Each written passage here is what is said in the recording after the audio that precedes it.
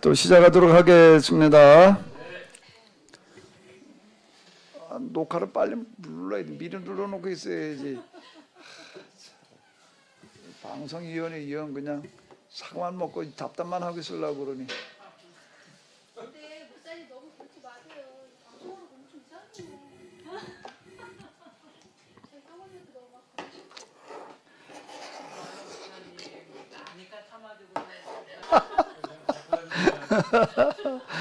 막 방목사님이면 참아주지. 자, 또 시작하도록 하겠습니다.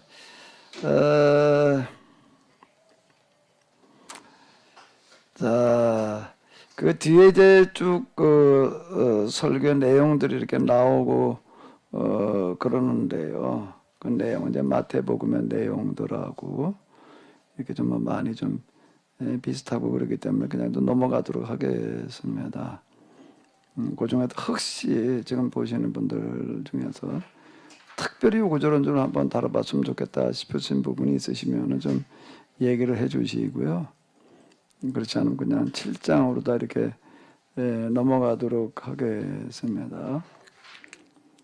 7장으로 넘어가게 되면은 로마인 109장의 이야기가 나오고 있는데 그 이야기를 시작을 하는데 이제 누가복음의 그 특징, 그 109장 이야기를 다루는 누가복음의 그 특징은 뭔가 하게 되면은 마태복음하고 하나 다른 거는 마태복음에서는 109장에 직접 나와가지고 이야기를 하는 거고 누가복음에서는 직접 오지를 않고 유대인 장로 몇 명을 보냈다라고 이렇게 나오고 있습니다. 그리고 이제 또 예수님께서 가시니까 이제 109장이 이제 마태복음에서 직접 내 집에 오심을 감당치 못하겠습니다. 그냥 말씀으로 마십시오 이렇게 얘기를 하는데 누가복음에서는 이제 좀 이게 조금 이렇게 달라요. 누가복음에 보게 되면 이런 이야기가 나오고 있습니다. 이 장로들이 예수님한테 와서 뭐라고 얘기를 하는가 하게 되면 이렇게 얘기를 하고 있어요. 요게 4절과 5절을 한번 읽어보시도록 하겠습니다. 이에 그들이 예수님께 나와 간절히 구하여 이르되 이 일을 하시는 것이 이 사람에게는 합당하나이다. 저가 우리 민족을 사랑하고 또한 우리를 위하여 회당을 지었나이다 하니. 자, 이 사람은 로마인인데 그리고 식민 통치를 하러 온 사람이에요. 그리고 백부장이면은 상당히 그 높은 지위의 사람이다. 옛날에는 밑에 이제 100명의 부하가 있다 이렇게 얘기를 하는 거니까 아마 우리로 얘기를 한다면은 경찰서장 정도라고 이렇게 볼 수가 있지 않을까. 그런데 경찰서장하고는 요즘의 경찰서장하고는 비교가 안 돼요. 그때는 이렇게 국방과 더불어 가지고 치안까지 담당하고 있기 때문에 그 권력이라고 하는 게 훨씬 더 큰 그런 사람이 이렇게 되겠습니다. 그런데 식민 통치하러 온 사람은 식민지에 와가지고서 뭐라고 얘기를 하는가 하게 되면 이 사람은 우리 민족을 사랑하고 우리를 위하여 회당을 지었나이다. 이렇게 이야기를 하고 있습니다. 그리고 이렇게 말을 하는 사람들이 장로들은 뭐라고 얘기를 하는가 하면은 예수님께 나와 간절히 구하기를 이 사람은 몇 부탁은 좀 들어주셔야 되겠습니다라고 간곡히 청을 했다라고 이렇게 얘기가 나오고 있습니다. 그러니까 이 사람, 이런 사람을 가리켜도 이제 우리는 뭐라고 만나는가 하면 경건한 사람, 사도행전으로 넘어가면 경건한 사람 이렇게 얘기를 하는데 로마 제국 내에 그래서 유대교는 널리 알려진 그런 종교였습니다. 그런데 그 중에도 이제 지식이 있는 사람들, 뭔가 그래도 진짜를 찾는 사람들 가운데는 유대교에 관심 가지는 사람들이 많이 있었어요. 그러니까 왜 그런가 하면 당연히 로마 제국 내에는 그래도 신화에서 보는 것과 같은 그런 그 신비주의 종교, 또 미르 종교, 이런 종교들이 많이 있었습니다. 그러다 우상 종교. 뭐 주로 이런 거예요. 근데 그 중에서 그래도 유대교라고 하는 거야말로 정말 그래도 이렇게 관심 가지고 볼 만한 거다라고 해가지고서 그 지식인들 들 가운데에서 유대교 관심 가진 사람들이 있었습니다. 그런 사람 가운데 하나라고 이렇게 이제 볼 수가 있는 거고요. 예수님 직접 만나러 오지 않은 이유가 왜 누가복음에서는 이렇게 이야기를 하고 있는 거예요. 자기는 이방인이기 때문에 이 유대인들의 법에서는 이방인들을 안 만나잖아요, 직접요. 그렇기 때문에 직접 오지를 않고 유대인들을 대신 보냈다. 그리고 또 예수님께서 집에 와서 고쳐주겠다라고 이렇게 얘기를 하시니까 유대인들은 이방인의 집에를 안 가거든요. 그러니까 우리 집에 오실 수가 없습니다. 그걸 내가 감당치 못하겠습니다. 이렇게 얘기를 했고요. 그러니까 또 하나 놀라운 건 뭔가 이 백부장은 어떤 하는가 하면 그게 종이 병들었다라고 이렇게 얘기를 해요. 자기 가족도 아니에요. 가족도 아니고 종이 병들었는데 이렇게 종을 자기 가족처럼 이게 여기고 있다라고 하는 거예요. 네? 안 들린다고? 지금 이게 안 나간다?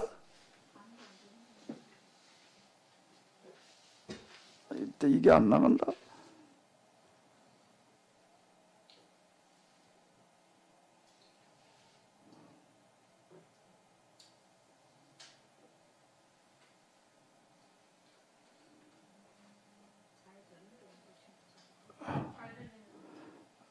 하나 둘 마이크 테스트 죄송합니다.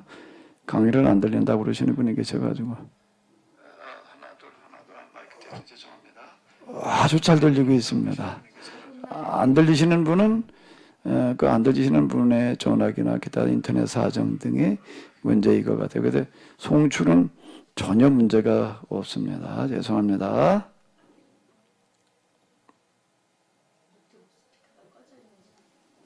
자, 이제 이런 사람을 향해서 예수님께서 뭐라고 얘기를 하시는가? 마태복음에는 이스라엘 중에 이만한 믿음을 보지 못했다. 이렇게 이야기를 하셨고요. 물론 이건 이제 누가복음에서 여기까지는 나오는데, 근데 마태복음에서는 항상 구원받은 사람은 뭐라고 얘기를 하는가 하면 동서로부터 많은 사람들이 와서 아브라함과 이삭과 야곱과 함께 천국에 있으려니와 이렇게 이야기를 하고 있습니다. 이제 예수님께서 말씀하신 그런 그 구원받은 사람들은 항상 뭐라고 얘기를 하는가 하게 되면 누구와 같이 있는다는 거예요? 누구의 자손이라는 거예요? 아브라함의 자손 또는 아브라함, 이삭, 야곱과 함께라고 하는 그런 얘기를 꼭 하고 있다라고 하는 게 이제 특징이 되겠고요. 그 이유나 이런 거는 제가 마태복음이나 마가복음에서 다 얘기한 거니까 그냥 넘어가도록 이렇게 하겠습니다. 그 다음 이야기가 뭐가 나오는가 하면 이제 나인성 이야기가 나와요. 이건 누가복음에서 이어져 나오는 겁니다. 누가복음에 의하게 되면은 사랑하는 저희 백부장의 그 사랑하는 종을 고쳐주는 그런 이야기, 그리고 이어서 나인성의 과부의 아들을 고치시는 거죠. 살리시는 그런 이야기가 나오는데요. 자, 요거는 한번 좀 짧으니까 같이 읽어보시도록 하겠습니다. 그 후에 예수님께서 나인이란 성으로 가실새 제자와 많은 무리가 동행하더니 성문에 가까이 이르실 때 사람들이 한 죽은 자를 메고 나오니 이는 한 어머니요 그의 어머니는 과부라. 그의 성에 많은 사람도 그와 함께 나오거든 주께서 과부를 보시고 불쌍히 여기사 울지 말라 하시고 가까이 가서 그 관에 손을 대시니 맨 자들이 서는지라. 예수님께서 이르시되 청년아 내가 내게 말하노니 일어나라 하시매 죽었던 자가 일어나 앉고 말도 하거늘 예수님께서 그를 어머니에게 주시니 모든 사람이 두려워하며 하나님께 영광을 돌려 이르되 큰 선진자가 우리 가운데 일어나셨다 하고 또 하나님께서 자기 백성을 돌아보셨다 하더라. 예수님께 대한 이 소문이 온 유다 사방에 두루 퍼지니라. 이 이야기의 특징 중에 하나는 뭘까요? 이 이야기에만 들어있는 특징. 예수님께서 병자를 고치시고 죽은 자를 살리시고 하는 그런 이야기들이 이렇게 나와 있는데, 보통 예수님 주변에 와가지고서 이제 고쳐달라고 그러거나, 또 요청을 해가지고서, 그 어떤 치료의 사건들이 일어나요. 그런데 여기는 누가 와서 요청을 했나요? 많은 사람들이 요청을 했나? 예수님한테 와가지고서요. 누가 예수님한테 이 사람 좀 살려달라고 부탁한 사람이 누구예요? 이 이야기에서는요.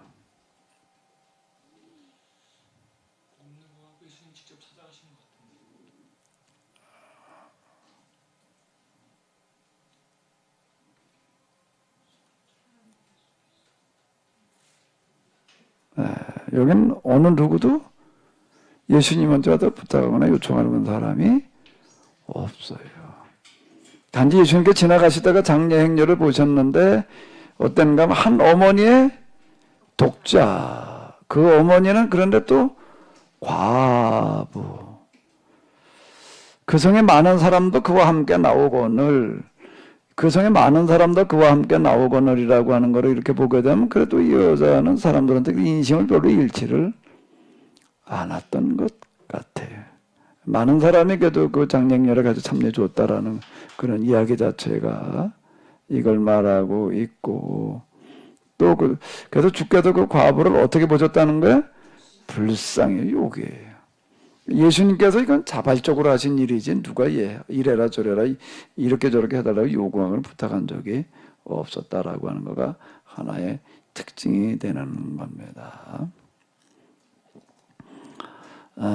자, 이제 그 누가복음에도 그 다음으로 넘어가게 되면은요, 18절로 보게 되면 요한의 제자들이 이 모든 일을 그에게 알리니라고 할 때 이 모든 일이라고 하는 거가 뭐냐라고 하는 건 누가복음에도 얘기해요. 그러니까 앞에 이야기들 이걸 가지고 이야기할 수밖에 이제 없습니다. 쭉 이제 이 앞에 지금 진행되어진 그런 이야기, 그 중에서도 특히 가까이로 얘기를 하는 백부장의 하인을 고친 이야기, 나인성 과부의 아들을 살리시는 이야기, 이런 것들을 구했다라고 하는 거야. 그랬더니 요한이 그 제자들 중 둘을 보내서 예수님한테 질문을 하는데, 우리가 당신을 기다려야 됩니까? 우리가 기다리던 분이 당신이 맞습니까? 당신이 맞습니까? 아니면 다른 사람을 기다려야 됩니까? 좀 무슨 얘기가 되는 건 요한이 당신이 메시아 맞습니까? 이렇게 물었다라는 그런 이야기가 되는 거예요. 우리는 참 의문스러워요. 왜? 세례 요한은 제일 먼저 알아보고 이스라엘에 소개한 사람이 누구였지요? 요한이었어요. 근데 요한은 여기 이르러 가지고도 예수님 당신이 메시아 맞습니까? 이렇게 반대로 묻고 있어요. 좀 뭐가 의심이 들었다라는 그런 이야기가 되는 건데. 근데 여기 21절 보게 되면은 요건 누가복음에만 나오는 그런 이야기인데, 마침 그때 어땠다고요? 예수님께서 질병과 고통과 악귀 들린 자를 많이 고치시며 또 많은 맹인들을 보게 하신지라 라고 이렇게 나오고 있습니다. 예수님께서 뭐라고 하면 너희가 가서 보고 들은 거, 본 거는 금방 그때 마침 병자들을 고치고 있었잖아요. 병자를 고치고 있어서 앞에 이야기도 뭔가 하게 되면은 나인성 과부의 아들을 살리는 이야기, 로마인 백부장의 하인을 고치시는 이야기예요. 그러니까 본 거는 이걸 얘기를 하는 거예요. 들은 건 뭔가 하면 소문을, 또 소문도 무슨 소문이 많이 났는가 하게 되면은 17절에 7장 17절이요. 예수님에 대한 무슨 소문이요? 이 소문이야. 이 소문이 무슨 소문이에요? 죽은 자를 살려내신 그런 소문. 유대 사방에 두루 퍼졌다. 이렇게 보고 들은 것을 가서 그대로 전해라. 이렇게 이야기를 하시면서 뭐라고 얘기를 하시는가 하면은 맹인이 보며 못 걷는 사람이 걸으며 나병 환자가 깨끗함을 받으며 귀 먹은 사람이 들으며 죽은 자가 살아나며 가난한 자에게 복음이 전파된다라고 전해라. 이건 전에 마태복음 할 때도 뭐 좀 상세하게 이렇게 얘기를 했던 어떤 이제 그런 내용이 이렇게 되겠는데요. 뭐 책에서도 자세하게 이거 써놨으니까 이제 필요하신 분들 여기 이렇게 보시면 이렇게 되는데 예수님께서 하시는 일의 특징이 뭐냐라고 하는 어떤 이런 것들을 잘 보여주는 그런 대표적인 구절이 이렇게 되겠습니다. 특히 이제 누가복음에서는 그 4장 주님의 성령님이 내게 임하셨으니라고 하는 그 구절과 요 구절이 이제 예수님께서 하시는 일들을 잘 얘기하고 있는 대표적인 구절들이 이렇게 되는 거예요. 대표적인 구절들이 되는 건데요.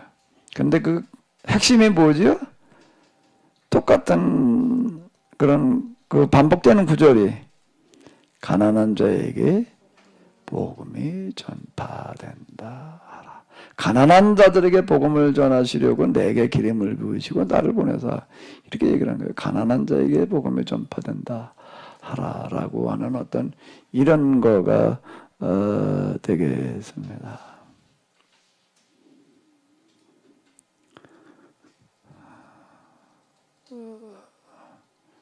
그 복음 금방 이제 우리가 그 평지설교 누가복음에서는 평지설교가 되는 거죠. 거기서 사복 사화를 선언하는 것도 바로 지금 여기에 초점이 맞춰져 있는 거고요.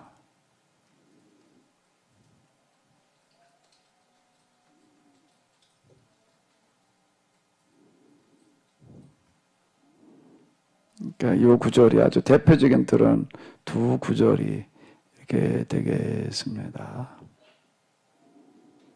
그리고 또 하나는 뭔가 하게 되면 16절에 하시는 말씀이 되겠는데 율법과 선지자는 요한의 때까지요. 그 이후부터 그부터는 하나님 나라의 복음이 전파되어 사람이 그리로 침입하느니라라는 이런 말씀이 있습니다. 이 구절은 무슨 뜻일까요? 마태복음에서는 요한의 때부터 지금까지 천국은 침노를 당하나니 침노한 자는 빼앗느니라. 모든 선지자와 율법이 예언한 것은 요한까지이니 이제 이렇게 나와 있고요. 비슷합니다. 근데 여기 침노, 침입이라고 하는 이런 단어는 굉장히 적극적인 단어예요. 문자 그대로 우리말로도 그냥 침노, 침입이라는 말과 그 원문을 보게 되면 그 의미가 크게 다르지 않습니다.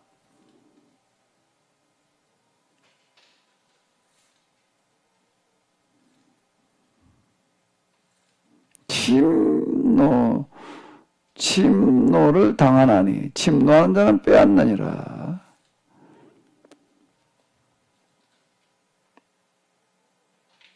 근데 여기 누가복음에서는 이거 마태복음만 가지고서는 이 구절을 이해하기가 쉽지 않은데요. 누가복음에서는 이걸 도와주기 위해서 무슨 구절을 그 앞에다 좀 적어놓는 건 29절이 되겠는데 29절 30절이 되겠는데 모든 백성들은 이미 요한의 세례를 받은지라 이 말씀을 듣고 하나님을 의롭다 하되 바리새인과 교사들은 그의 세례를 받지 아니하므로 그들 자신을 위한 하나님의 뜻을 저버렸다라고 이렇게 얘기를 해놓고 있습니다.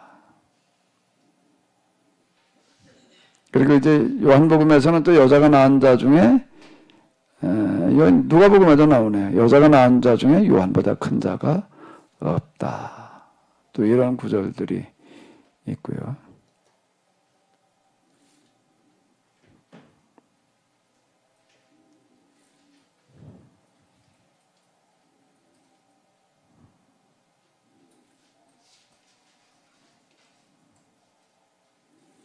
자, 천국은 침노를 당한다. 침노한 자는 빼앗는다. 너는 하나님 나라의 복음이 전파되어 그리로 침입하느니라. 자, 이런 표현들, 이 복음 사역이라고 하는 어떤 이런 것들은, 이 복음을 전하는 어떤 이런 것들은 그 대단히 적극성을 띄어야 된다라는 그런 의미이기도 한 거예요.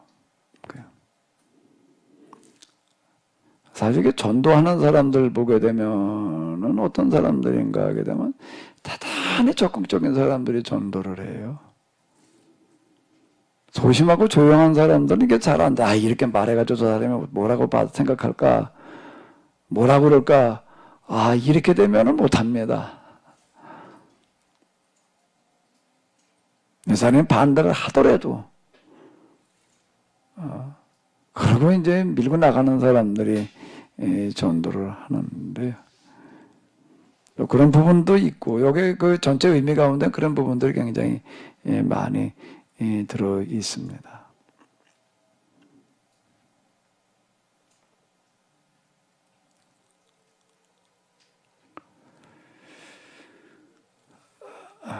자, 혹시 이 부분에 대해서 좀 질문이 있으시면은 좀 얘기를 하시고요. 네.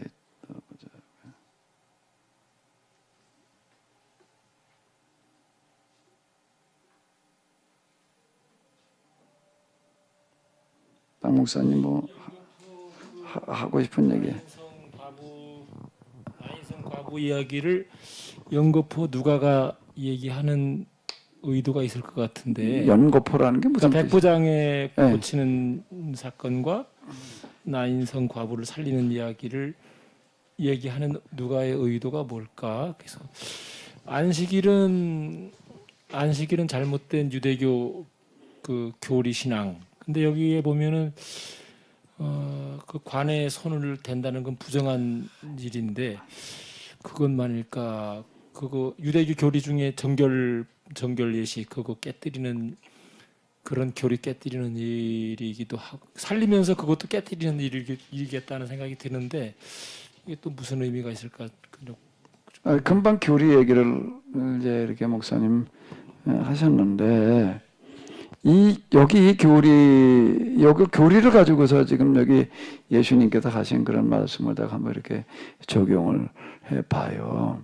그러니까 보고 들은 대로 가서 얘기를 해라. 근데 보고 들은 거가 주로 뭔가 하게 되면 평자들 고치는 얘기예요. 지금 여기서는요, 보고 들은 거가 주로 그런 거라고. 그러면서 가서 전하라고 또 얘기하시는 거가 뭔가 하게 되면은 병인이 보며 가난한 자가 못 걷는 사람이 걸으며 나병 환자가 깨끗함을 받으며 귀 먹은 사람이 들으며 죽은 자가 살아나며 가난한 자에게 복음. 가난한 자. 그럼 여기 이제 맹인. 자, 특징이 어떤 사람들 예수님께 등장시키고 계시는가 하면 맹인, 못 걷는 사람, 나병 환자, 귀머거리, 죽은 자, 가난한 자인 거예요. 그 죽은 자도 지금 어떤 죽은 자인가 하게 되면은 나이 먹어가지고서 지금 자연사 하는 그런 나이쯤의 사람이 아니라 여기서 얘기하는 죽은 자는 어떤 자인가 하게 되면 과부의 아들이에요. 과부의 아들은 나이가 많을까요, 적을까요? 여기 방금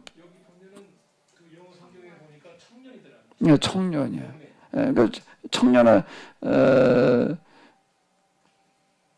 청년아 여기 우리 말도 청년아예요. 많은 나이가 많아 죽은 게 아닌 거예요. 여기 죽은 자는 이제 지금 앞에서 얘기하는 이런 청년의 얘기라고요. 그러면 이런 사람들을 당시 이렇게 교리에서는 뭐라고 얘기를 할까? 본 목사님이 이제 얘기를 해봐요. 그런 대로 얘기할 수밖에 없는데 당시 교리로서는 하나님께 저주받은 죄인들. 좀 미안한데요. 마이크를 좀 가지고 얘기를 하시오. 그 당시 유대교 교리로서는 하나님께 저주받은 죄인들. 그렇게 되는 거예요. 그게 교리예요. 이게 인광보 교리라는 거예요. 인광보 교리. 인광보 교리에 의하면 다 이 사람들은 저주받은 사람들이에요. 특히 나인성 과부의 아들은 어떻게 유대교회에서는 이거를 진단을 해줘야지 되나? 이 여자나 또는 그 청년이 어떤 거예요? 이건 하나님 앞에 큰 죄를 지었으니까 이런 일을 당했다라고 이렇게 얘기를 해야지 되는 거예요. 근데 그걸 지적하는 거예요. 결국에 가서는 이것도 뭘 지적하는 이야기로 볼 수 있는가 하게 되면은 유대교의 잘못된 교리 신앙을 지적하는 그런 얘기가 될 수 있는 거죠. 그러니까 여기 지금 두 교리를 대표적으로 다루고 있는데 하나는 유대교 신앙, 유대교 안식일법, 그리고 또 하나는 뭐죠? 인간부 교리가 되는 거야. 근데 이 두 교리의 특징은 또 뭘까요? 이 두 교리의 특징이라는 건 뭘까요? 왜 그럼 이 사람들이 인간부 교리와 안식일법을 이렇게 중요하게 여겼을까? 이거는 그들의 그 역사를 이해하지, 우리가 그 역사를 이해하지 못하게 되면은 도대체 이해가 안 됩니다. 왜 이렇게 안식일에 대해서 그렇게까지 중요하게 여기는지. 지금도 유대인들은 안식일법을 굉장히 중요하게 여겨요. 지금도 그래요. 지금도 그러는 게 도무지 납득이 안 될 정도가 이 사람들은 뭔가 하게 되면은 자기 나라 국적기간인 남은 나라 비행기를 탔을 때 기내식으로 나오는 거를 안 먹어요. 그 24시간 가는 그런 비행기도 있잖아요. 근데 아무것도 안 먹는 거예요. 왜 안 먹느냐 그러면 뭐라고 얘기를 한다고요? 그 우리가 이런 건 우리가 뭐 돼지기름 뭐 이런 거 먹지 말라고 그랬으니까 그런 것도 물론이지만 그런 게 아닌 걸 갖다 줘도 안 먹어요. 왜 안 먹을까요? 안식일을 지키지 않은 사람들이 만든 건 안 먹겠대. 이러고 나오는 거예요. 거긴 먹지 말라는 내용이 돼지고기 미꾸라지 무슨 뭐 비늘 없는 건 먹지 말라고 그랬잖아요. 목매어 죽인 거 먹지 말라고 먹겠다. 그러니까 그런 것만 안 먹는 게 아니라 그런 게 아니래도 뭐라고 얘기를 하는가 하면 안식일을 지키지 않은 사람들이 만든 음식은 안 먹겠다. 그건 무슨 얘기예요? 자기 나라에서 나온 음식이 아니면 안 먹겠다. 이러고 나오는 기내식 안 준다고 뭐라고 그러는 게 아니야. 그리고 안 먹고 있어요. 그러니까 합소주 서비스 차원에서 어떻게 하는가 하게 되면 이스라엘에 직수입을 해가지고서 그걸 냉동실에 놨다가 이렇게 내주더라고요. 이건 제가 먼저 한번 대한항공에도 기내식 주는 그거에서 제가 좀 보내주는 거 본 내용이에요. 지금도 이스라엘에 갔다 온 사람들은 하나가 거기서 오래 처리하다. 유학을 했다든지 오래된 사람들은 꼭 이런 얘기를 합니다. 거기서 있었던 일 얘기하는데 뭔가 오늘 옆집 사람이 와가지고서 도와달라고 그래가지고 나가보면 뭐라고 그러는가 하면 전기 차단기 떨어졌다. 그게 대신 올려달라고 그런다는 거예요. 그 얘기들은 거의 다 하더라고. 내가 몇 명한테 들었어요. 이래서 오래 갔다 온 사람들은 자기도 그런 적이 있었다 이 말대로 꼭 해. 오래 있던 사람들은 그 말을 해요. 왜? 안식일 날 자기는 이거 올릴 수가 없어서 그런다는 어떤 이런 식이고. 그리고 또 거기 있다 온 사람들은 뭔가 하면 엘리자베트 버튼도 안식일 날은 걸 안 누른다. 대신 눌러달라고 그런다. 이래요. 그래서 이제 그 다음 나가도 들은 바에 여기에 되면 어떤 사람이 이러더라고요. 대신 눌러달라고 하는데 이게 불편하니까 어떻게 만들어 놨는가 하면 안식일 날은 엘리베이터를 특수하게 운행을 한대. 층층마다 자동으로 섰다 갔다 이렇게 만들어 놨다는 거예요. 근데 그걸 가지고 누가 또 웃기게 아마 위헌 시비를 건 사람이 있는 것 같아. 이게 안식일법에 이건 어긋난다. 자동으로 섰다 갔다 그렇게 하면 안 된다. 그래가지고 다시 환원시켰대. 버튼 눌러야지만 가게끔 이렇게 해놨다. 그러더라고요. 요즘 뭐 근래보다 그 또 바뀌었단 말이야. 또 바뀌어서 요즘은 옛날 모양으로 또 눌러야 되는데 그러다 보니까 옆에 사람 눌러달라고 그러더라. 며칠 눌러달라고 그러더라. 이렇게 얘기를 하는 거예요. 요즘도 그래. 그러니까 안식일법을 왜 그렇게 중요하게 여길까요? 우리는 이해가 안 돼요.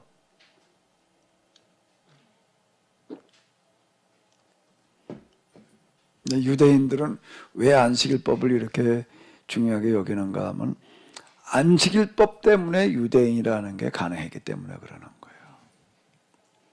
안식일법이 없었으면 안식일법을 지금처럼 지키는 안식일법 그게 없었으면 오늘의 유대인은 불가능하기 때문에 그걸 그렇게 지금도 중요하게 여겨요. 그건 제가 세미나 때마다 이거 관련된 많은 말씀을 드리는데 왜 그랬던 거죠? 알렉산더 때문에 그러는 거예요. 알렉산더, 제가 그리스 문명이라는 말이 있고요. 헬라 문명이라는 말이 있습니다. 뭐가 다르죠? 그리스 문명, 헬라 문명, 뭐가 달라요? 그리스 문명을 읽어놓은 사람들을 거기 여러 종족이 거기 모여 살아요. 그중에 헬라스라는 사람들이 있습니다. 헬라스인이라는 사람들이 그리스 문명을 이제 아테네 중심으로 이렇게 만들어 놓은 그런 사람들이에요. 그래서 그걸 이제 고대 그리스 문명 이렇게 얘기를 합니다. 뭐 거기서 무슨 뭐 고대 민주주의가 시작되어졌고 뭐 올림픽도 거기서 나왔고 뭐 히포크라테스가 어떻고 뭐 이제 까다 그때 얘기예요. 거기도 플라톤, 아리스토텔레스 또 저 소크라테스 또 저 뭐 다 이제 그런 얘기가 이렇게 되는 건데. 이제 그 사람들이 고대 그저 서양 문화의 그 기초를 만들어냈다고 고대 그리스 문명 이렇게 얘기를 합니다. 그래 헬라 문명이라는 건 무슨 얘기냐라고 한다라고 하게 되면 그거는 이제 알렉산더라는 사람이 등장을 해가지고서 이 그리스 문명이 이게 세계 최고로 발달된 문명이니까. 아직 이걸 모르는 미개한 사람들한테 이걸 널리 전해가지고서 그들도 이렇게 좀 개화된 삶을 살게 해야 된다. 이렇게 생각한 사람이 알렉산더예요. 그 사람이 대제국을 일구는데 인류 역사에 있어서 대부분의 사람들은 어떻게 하다가 나라를 하나 세우게 되면 그걸 가지고 주변 나라를 계속 확대시켜가지고도 땅덩어리를 넓히기 위해서 이제 정복 전쟁을 하는데 알렉산더는 이게 달랐어요. 그런 목적으로 정복 전쟁을 하는 게 아니라 미개한 사람들한테 이 가장 앞선 우리의 개화된 문명을 전달해 주자라는 취지로다가 정복 전쟁을 시작을 했다고요. 그래서 이 사람은 정복 전쟁을 하는데 준비를 하는데 두 가지로 하는 거야. 하나는 군사적으로 마다가 훈련을 시키는데 전쟁 훈련보다 어디에 더 많은 비중을 두는가 하면 정신 훈련이에요. 정신훈련, 인류 역사에 그런 사람이 있었어요. 그것은 나이 몇 살짜리가 그랬는가? 맞아, 20이 안 됐는데 이런 일을 하는 거예요. 나이 20이 안 됐는데, 어떻게든 그런 일을 할 수 있었냐라고 한다라고 하게 되면, 그 아버지 때문에 가능한데, 아버지 필립이라고 하는 사람이 자기 아들을 계속 좀 제대로 교육을 시켜야 되겠다 싶어가지고 아테네에서 최고의 선생을 데려다가 아주 엄청나게 돈을 많이 주고 가르쳤습니다. 그 선생이 누군가 하면 아리스토텔레스예요. 아리스토텔레스가 와가지고도 그리스 철학과 그리고 문학 이제 이런 것들 가르치면서 뭘 갖다 얘기를 해주는 게 이게 세상에서 제일 앞선 거다 말이야. 근데 세상 사람도 아직 그걸 모르고 다 미개하게 짐승처럼 살아간다. 이제 우리가 해야 될 일은 뭔가 하면 이걸 가지고 참 모든 사람다 이렇게 개화되는 삶을 살게 된다. 이렇게 얘기를 해준 거예요. 그거를 이제 그대로 알렉산더가 실천으로 옮기는 건데, 그 군사들을 갖다가 훈련을 시킬 때 무슨 훈련을 더 비중을 두는가 하면 정신교육에 우리가 지금 전쟁하러 가는 목적은 뭔가 하면 약탈하러 가는 게 아니다. 그러니까 절대 어디 가가지고서 약탈하지 마라. 분여자 겁탈하지 마라. 그리고 농작물이나 이런 거 절대 해치지 마라. 이 교육을 철저하게 시킵니다. 그리고 이 군사훈련을 시키는데요. 이건 정신훈련이고요. 군사훈련을 시키는 데에도 기발한 방법으로다가 훈련을 시키는 거예요. 기발한 방법으로 훈련을 시켜가지고서 남이 생각하지 내지 못한 또 그런 방법으로 이렇게 훈련을 이렇게 시켜요. 이거 두 가지 다 이걸 합니다. 그리고 이 사람들 데리고 이제 정복전쟁 이렇게 나아가지고서는 어떻게 하는가 하게 되면 그 점령지마다 가는 대로 절대 민폐를 안 끼치는 거예요. 그렇게 세금은 어떻게 하는가 하게 되면 아주 파격적으로 낮춰 놓는 어떤 그런 거예요. 그러니까 이 사람이 하는 거에 대해서 누가 마다할 일이 없는 거예요. 어차피 누군가 지배를 받아야 되는데 알렉산더의 지배를 받으면 훨씬 더 편하다 이렇게 돼버리는 거예요. 그래가지고 그 단시간에 10년 만에 이제 인도 국경까지 이르는 어떤 이제 그런 나라를 인류 역사에서 단시간 내 20대 청년이 이제 그런 제국을 만들어 놓는 거예요. 그러면서 정복전쟁감도 준비를 많이 시킨 게 뭔가 하면 군사훈련만 준비를 시킨 게 아니라 학자들을 모아다가 전문가들을 모아다가 연구를 시킵니다. 이 헬라 문화를 갖다가 전 세계로 단시간 내에 보급하는데 가장 효과적인 게 뭐겠느냐, 연구를 해라 그래가지고 연구 프로젝트를 주어요. 이 사람들이 연구를 해가지고도 올린 게 뭔가 하게 되면 헬라 문화를 급속하게 빠른 시간 내에 전파시키는 데에는 뭐가 제일 요긴하다고요? 뭐라고요? 주말 스포츠. 주말 스포츠가 그때 생긴 거예요, 이게. 주말에 이제 각 지역에 뭘 만드는 게 경기장을 만들어 놓고 여기다 스포츠, 대형 스포츠장에다 주로 뭐를 했는가 하게 되면 마차 경기를 하는 거예요. 그 다음에 또 두 번째로 나온 안에 또 뭐죠?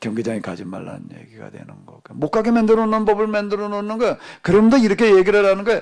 안식일법을 지키게 되면은 율법의 다른 조항 다 지킨 거다. 이렇게 만들어 놓는 거예요. 그 상황에서. 그러니까 다른 건 다 안 지켜도 이거는 반드시 지켜야 된다라고 얘기를 해놓는 게 뭔가 하면 헬라와 정책에 맞서는 이런 법을 만들어 가지고도 그렇게 해놨어요. 그렇게. 거기에 여러 가지 조항들을 만들어 놓습니다.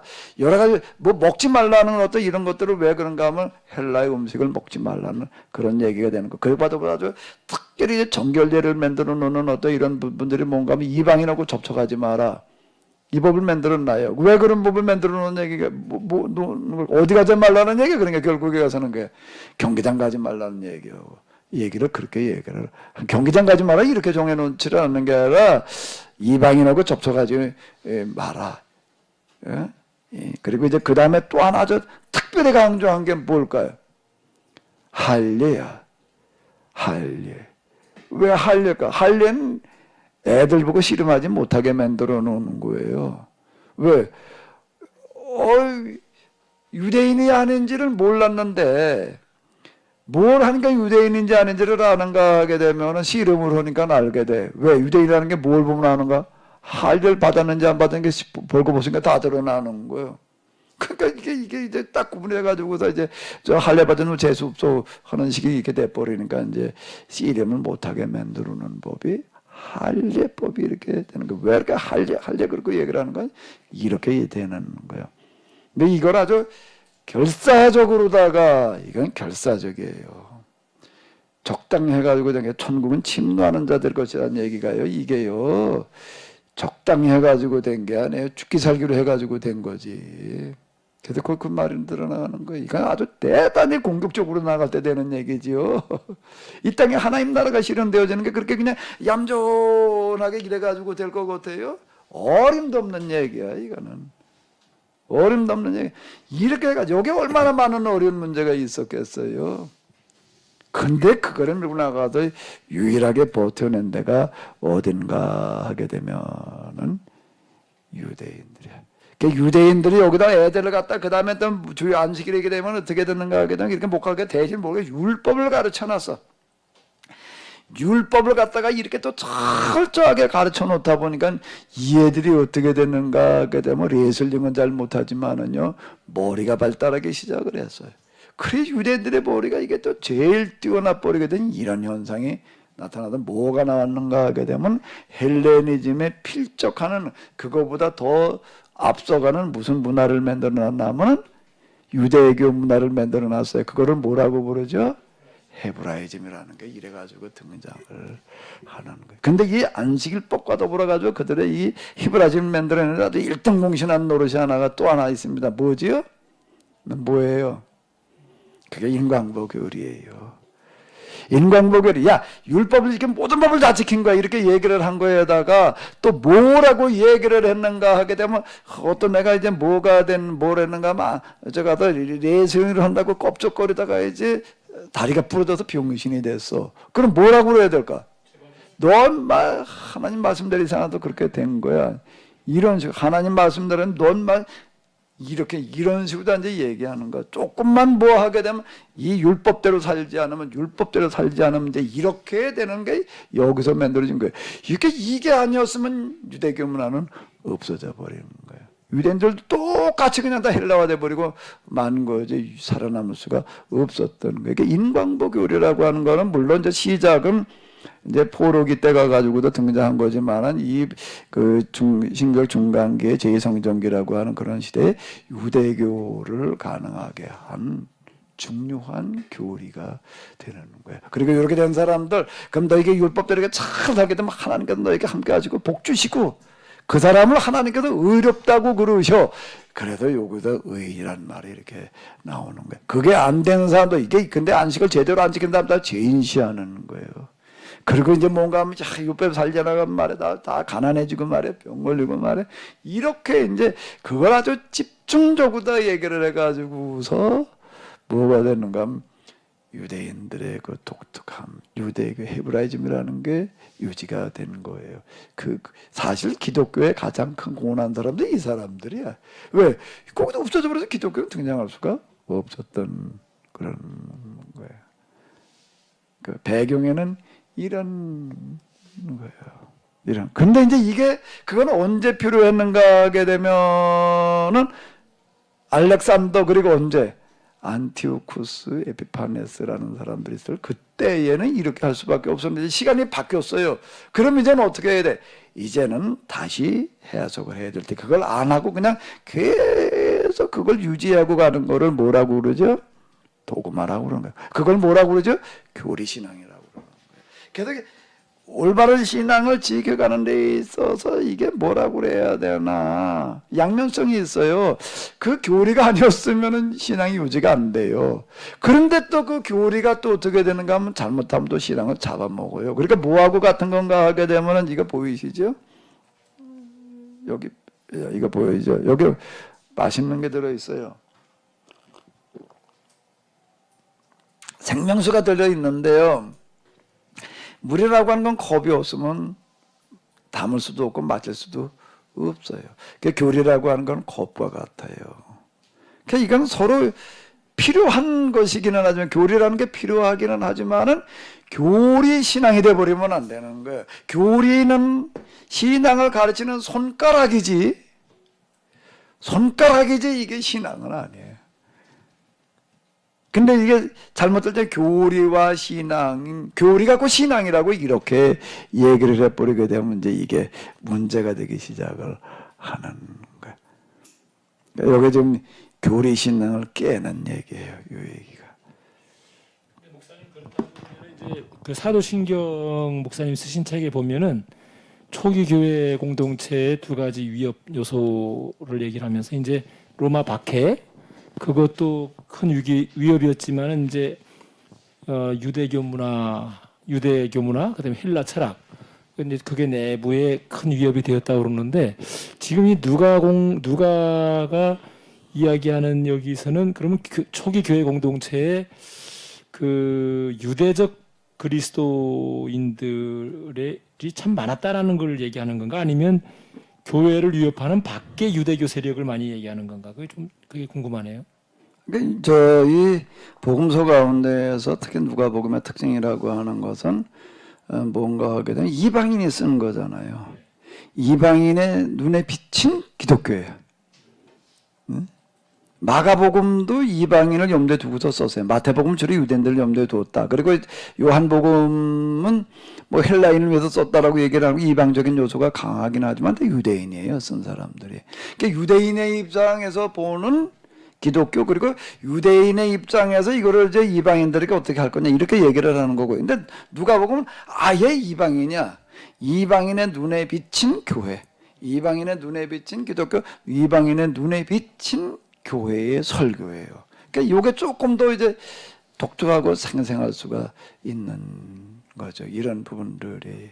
그러니까 우리가 이 부분을 이제 여기서는 잘 살려야지 될 것 같아요. 근데 누가가 볼 때 이거야말로 정말 세계에서 유일한 그러면서 가장 가치가 있는 이런 거다라고 이렇게 보는 거예요. 그리고 그건 말로만 그렇게 얘기를 한 게 아니라 그게 평생 그 삶을 사는 거예요. 그거를 위한 삶을 복음 사역에 그건 평생 묵담은 사람이 되는 거죠. 그러니까 누가복음은 우리에게 지금 이제 중요한 한 역할을 할 수가 있는 거죠.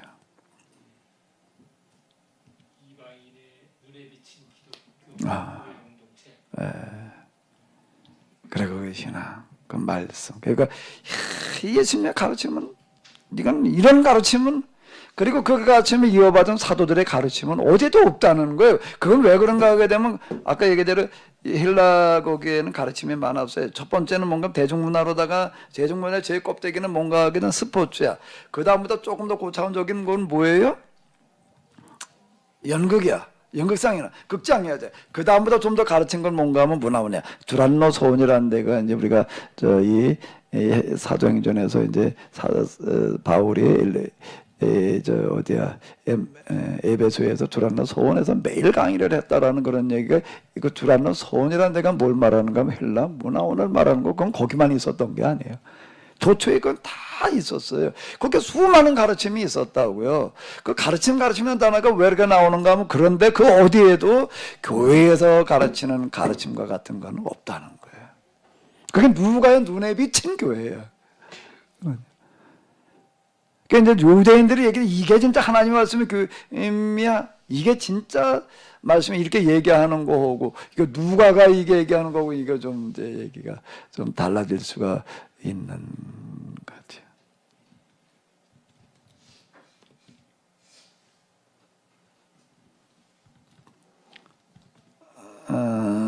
자, 그럼 또 그 다음으로 넘어가 봐도 될까요? 박 목사님이 허락을 해줘야 가지. 자, 그 여기 지금 어쨌든 너희가 보고 들은 대로 가서 전하되 이렇게 전하라는 그 말씀에 굉장히 중요한 것들이 많이 들어 있습니다. 그 부분. 근데 이제 또 우리가 시간 내에 7장을 좀 맞춰야 되니까는요. 그 다음 7장 마지막 부분을 한번 읽어 내려가야 될 텐데 이런 얘기가 있습니다. 7장 50절을 읽보도록 하겠습니다. 7장 50절이요. 이거는 저 우리 박헌님 목사님이 좀 읽으시지? 누가복음 7장 50절이요. 우리 시각장애자 목사님이 읽으시겠습니다. 직접 육성으로 좀 읽으셔. 7장 50절이요. 예수께서 여자에게 이르시되 내 믿음이 너를 구원하였으니 평안히 가라 하시니라. 참매 정확하게 읽은 건 맞아요? 박 목사님 마이크 좀 다시 잡아봐. 그 어떻게 이렇게 앞은 못 본다고 어떻게 정확하게 읽어요? 찬미가 왜 내 점수를 확인하냐? 근데 어떻게 이렇게 정확하게 읽어요? 이 점자가 정확해요, 목사님. 아, 점자가 정확하고 여기 뭐 영어 성경도 점자가 정확하고. 근데 그거를 이렇게 사람은 눈으로 보고 읽는 속도 수준과 비스름하게 읽는다는 게 참 놀라운데요. 만졌다는 얘기가 참 많네. 자, 성경은 맨지네. 자, 그 점자로니까 맨지네. 자, 그런데 여기 중요한 게 내가 왜 이걸 읽으라고 했겠어? 그러면 박 목사님. 읽는데 정신이 팔려가지고 맨지네 정신이 팔려가지고 이거 내가 왜 읽으라고 그랬겠어요?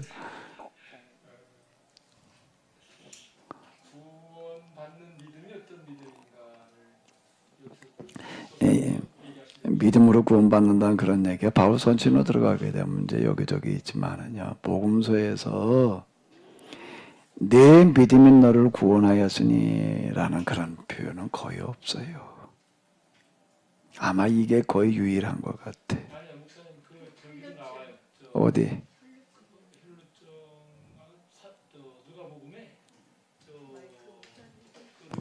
삭개요? 문둥병. 문둥병 환자들이 사마리아 그 치유받은 사람에게도 거기서는 문둥병이 고쳐졌다는 얘기야. 그런가? 내 믿음이 너를 구원하였어. 글쎄 그건 내 믿음이 네 문둥병을 낫게 했다는 얘기야. 근데 여긴 병자가 온 게 아니에요. 여긴 병자가 온 게 아니야. 여기는 거기도 얘기한 내 믿음이 그건 혈루병 여자에게도 똑같이 얘기를 하시지. 내 믿음이 너를 이렇게 얘기를 하는 얘기가 나오는데 여기는 내 믿음이 너를 구원하였으니 내 죄가 사함받았느니라 이렇게 나와요.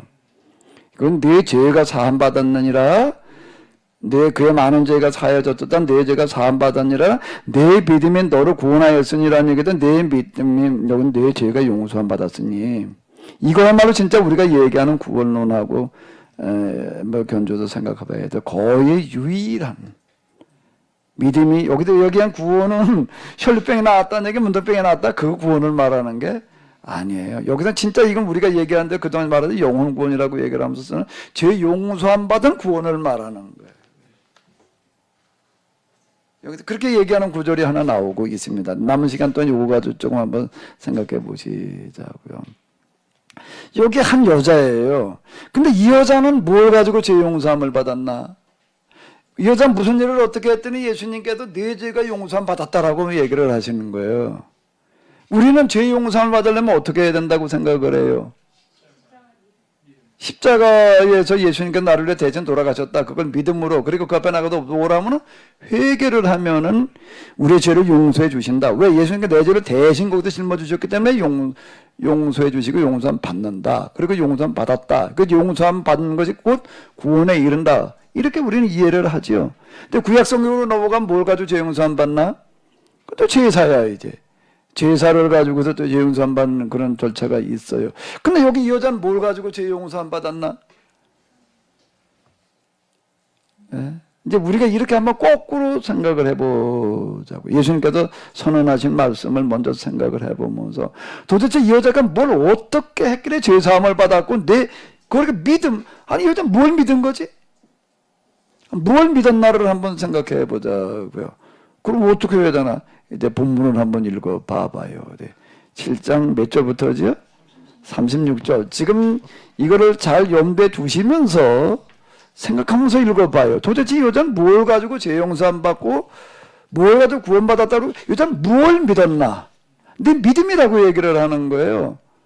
뭐가 믿음이에요? 이 여자의 믿음은 도대체 어떤 믿음인지를 한번 같이 읽어보시도록 하겠습니다. 한 바리새인이 예수님께 잡수시기를 청하니 이에 바리새인의 집에 들어가 앉으셨을 때 그 동네에 죄를 지은 한 여자가 있어 예수님께서 바리새인의 집에 앉아 계심을 알고 향유 담은 옥합을 가지고 와서 예수님의 뒤로 그 발을 곁에 서서 놀며 눈물로 그 발을 적시고 자기 머리털로 닦고 그 발에 입맞추고 향유를 부으니 예수님을 청한 바리새인이 이것을 보고 마음에 이르되 이 사람이 만일 선지자라며 자기를 만지는 이 여자가 누구며 어떠한 자 곧 죄인인 줄을 알았으리라 하거늘 예수님께서 대답하여 이르시되 시몬아 내가 내게 이를 그가 이르되 선생님 말씀하소서. 이르시되 빚주는 사람에게 빚진 자가 둘이 있어 하나는 500데나리온을 졌고 하나는 50데나리온을 졌는데 갚을 것이 없으므로 둘 다 탕졌으니 둘 중에 누가 그를 더 사랑하겠느냐. 시몬이 대답하여 이르되 내 생각에는 많이 탕감함을 받은 자니라. 이르시되 내 판단이 옳다 하시고 그 여자를 돌아보시며 시몬에게 이르시되 이 여자를 보느냐. 내가 내 집에 들어올 때 너는 내게 발을 씻을 물도 주지 않았을 때 이 여자는 눈물로 내 발을 적시고 그 머리털로 닦았으며 너는 내게 입맞추지 아니하였을 때 그는 내가 들어올 때부터 내 발에 입맞추기를 그치지 아니하였으며 너는 내 머리에 감람류도 붓지 아니하였을 때 그는 향유를 내 발에 부었느니라. 이러므로 내가 내게 말하노니 그의 많은 죄가 사하여졌도다. 는 그의 사랑함이 많음이라. 사랑을 받은 일이 적은 자는 적게 사랑하느니라. 이에 여자에게 이르시되 내 제사함을 받았느니라 하시니 함께 앉아 있는 자들이 속으로 말하되 이가 누구에게 죄도 사하는가 하더라. 예수님께서 여자에게 이르시되 내 믿음이 너를 구원하였으니 평안히 가라 하시니라. 네. 이 여자는 뭘 믿은 거죠?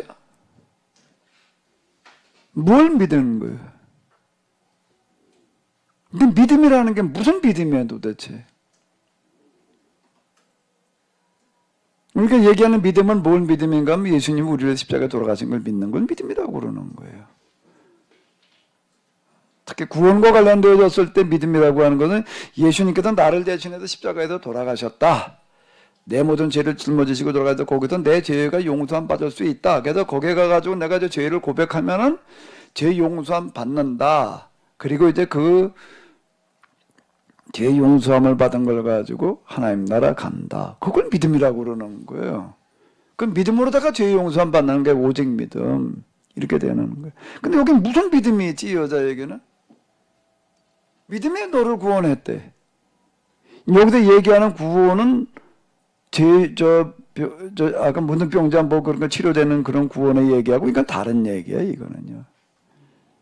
죄사함 받는 구원이야, 여기서는. 그럼 여자는 뭘 가지고 죄사함을 받은 거예요? 뭘 믿는 거예요? 그동안에 우리 구원론이라는 구원론은 교리신앙이에요. 우리가 지금 구원받았다고 얘기하는 그 교리신앙 가지고서 한번 해석을 해봐봐요. 이게 뭘 가지고 이 여자는 죄사함을 받았는지, 여자는 무슨 믿음을 가지고서 지금 구원받고 있는지를 한번 어디 얘기를 해보라고요. 그 교리, 여태까지 우리가 알고 있는 구원 교리 가지고 그러니까 설명이 돼야 안 돼. 박 목사님. 예? 마이크 좀 짚고 얘기를 해요.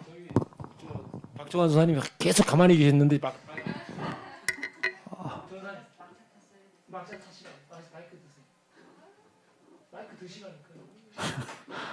아, 왜? 아니 전사님 기회를 가지셔야지. 계속 강의만 들으면 어떡해요?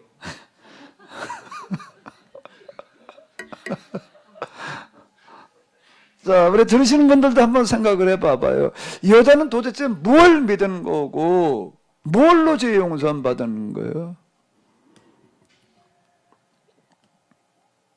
예수님께서 정확하게 선언하시는 거예요. 내 죄가 용서함 받았다.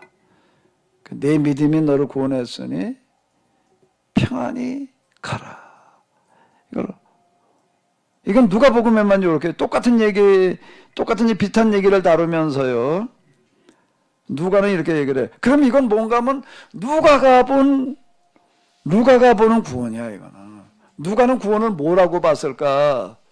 누가가 보니까는 교회에 오는 사람 진짜 구원받은 사람이야. 누가가 본 구원받은 사람들의 모습이라고요. 누가의 눈에 비친 구원자예요, 이거는. 그러니까 이렇게 얘기를 하고 있는 거예요. 어디도 이렇게 얘기하고 있는 게 없어요. 또 비슷하게 선언하는 사람이 누군가 하게 되면은 이 사람도 아브라함의 자손이다. 오늘 이 집에 구원에 이르렀다 선언하는 사람도 누군가 하게 되면 또 삭개오야. 거기도 이런 얘기는 구절에 들어가 있지만은 이 사람도 오늘 이 집에 구원에 이르렀도다. 그 같은 얘기가 되네. 구원을 선언하는 대표적인 사람이 누군가 하게 되면은 이 사람과 더불어 가지고 삭개오야. 아니 뭘 가지고 구원을 받아? 근데 여기 조금 더 세밀한 거야. 죄 사함 받았대. 믿음이 구원받았다. 믿음이 너를 구원했다라고. 무슨 믿음? 어떻게 죄 사함을 받아요?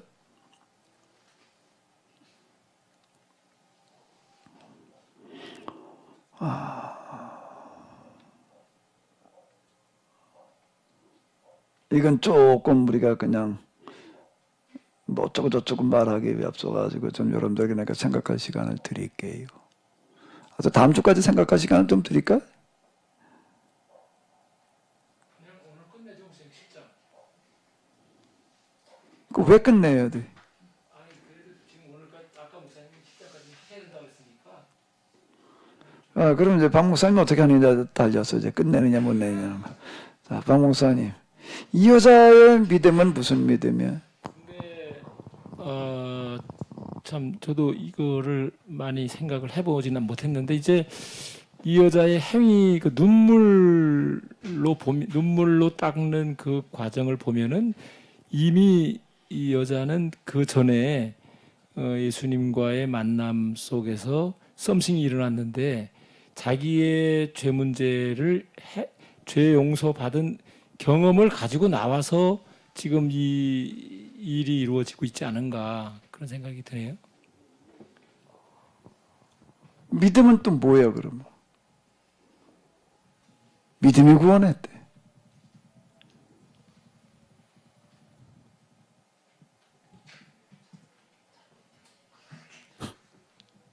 이거하고 비슷한 성경의 구절을 하나 찾아낸다면 뭐가 있을까요? 이거를 해석하는데 우리가 참고가 될 만한 구절이 있다면 뭐가 있을까요?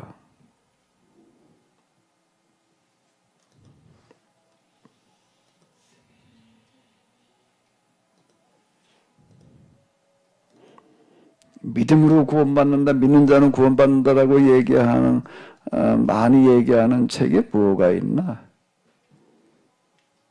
믿는 자는 누구든지 저를 믿으면 구원을 받으리라고 얘기하는 책이 어디 있지요? 요한복음 3장 16절. 하나님이 세상이 점사라 독생자를 주셨으니 이는 그를 믿는 자마다 멸망치 않고 영생을 얻게 하심이라. 자, 여기에서 이제 이걸 가지고 생각을 해봐요. 모세가 광야에 뱀을 든 것 같이 누구도 들려야 된다는 거예요? 인자도 들려야 하니 이는 그를 어떻게 하는 자마다 믿는 자마다 영생을 얻게 하려면 모세가 광야에다 뱀을 든 것 같이 인자도 들려야 된다는 거예요. 다시요. 모세가 광야에다 뱀을 든 것 같이 인자도 들리는 거예요. 세상 모든 죄를 짊어지시고 십자가에 달리셨다 우리 이렇게 생각을 해요. 근데 모세가 광야에서 매달아 놓은 뱀은 무슨 뱀이야? 그 뱀이 세상 모든 죄를 짊어진 뱀인가? 예? 그 뱀은 무슨 뱀이야? 이스라엘에서는 물어 죽이던 뱀이야. 이거는요. 그 뱀을 불뱀을 갖다가 단지 청동으로다가 만들어가지고 그 모양을 갖다가 빛을 보게 만들어가지고 달아났을 뿐이지 그 청동뱀이 무슨 누구 죄 짊어지고 대신 죽은 뱀이 아니야. 예? 근데 예수님께서 이렇게 얘기를 하신 게 모세가 광야에다 뱀을 든 것 같이 예수님은 그렇게 돌아가신 거지. 세상 모든 죄를 짊어지고 돌아갔을 때 우리 이렇게 이제 바울 서신을 가지고서 우리는 그렇게 해석을 하는데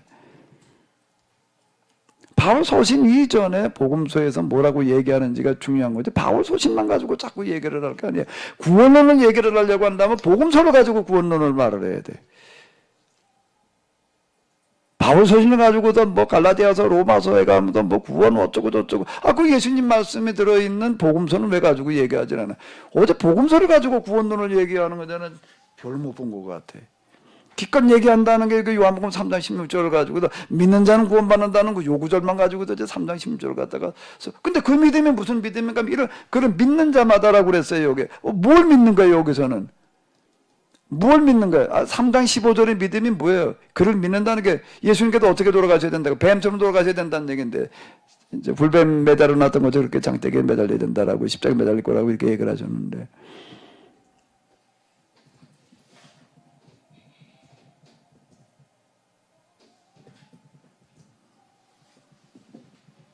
뭐 가지고 죄 용서 받는 거지요?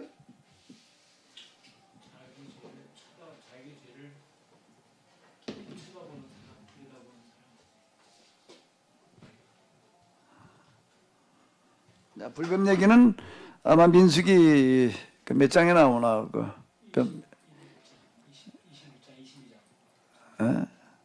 뭐 우리 박훈희 목사님 머릿속엔 다 들어가 있으니까 난 아무리 외도 안 해줘. 몇 장이 있다고요? 민수기 있는 줄은 알겠는데 21장 같은데 20장인가 21장인가 헷갈리는 목사님 나이가 연세가 좀 드셨다고? 참. 이제 뭐 4일 봤으니 연세가 좀 드셨지. 조금 더 손잘 볼 판인데. 자, 그런데 그 얘기는 대충 알잖아요. 이거는 처음 들으시는 분들도 계시니까 아무래도 좀 설명을 드리지 않으면 안 될 것 같으네요. 장로님께서 잘 이해가 안 되실 테니까 조금 제가 설명을 드리도록 하겠습니다.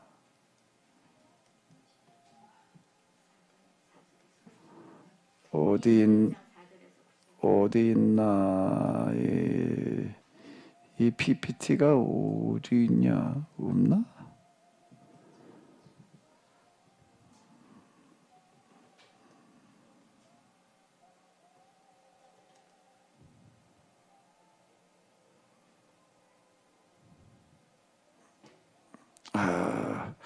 여기 있네. 이게 또 슬라이드 식으로 하면 또 안 나올려나? 이제 나오네.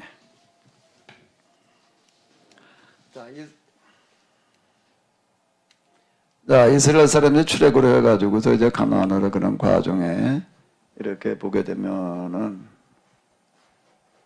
자, 이제 홍해바다를 건너가지고 쭉 이제 신광야, 르비딤, 시내산, 그리고 여기서 계획을 체결하고 이제 광야에서 40년 동안 이렇게 있다가 이제 가나안으로다가 이제 들어가게 되는데 이 정확한 행로는 우리가 알 수가 없지만 대충 이제 추정할 수밖에 없습니다.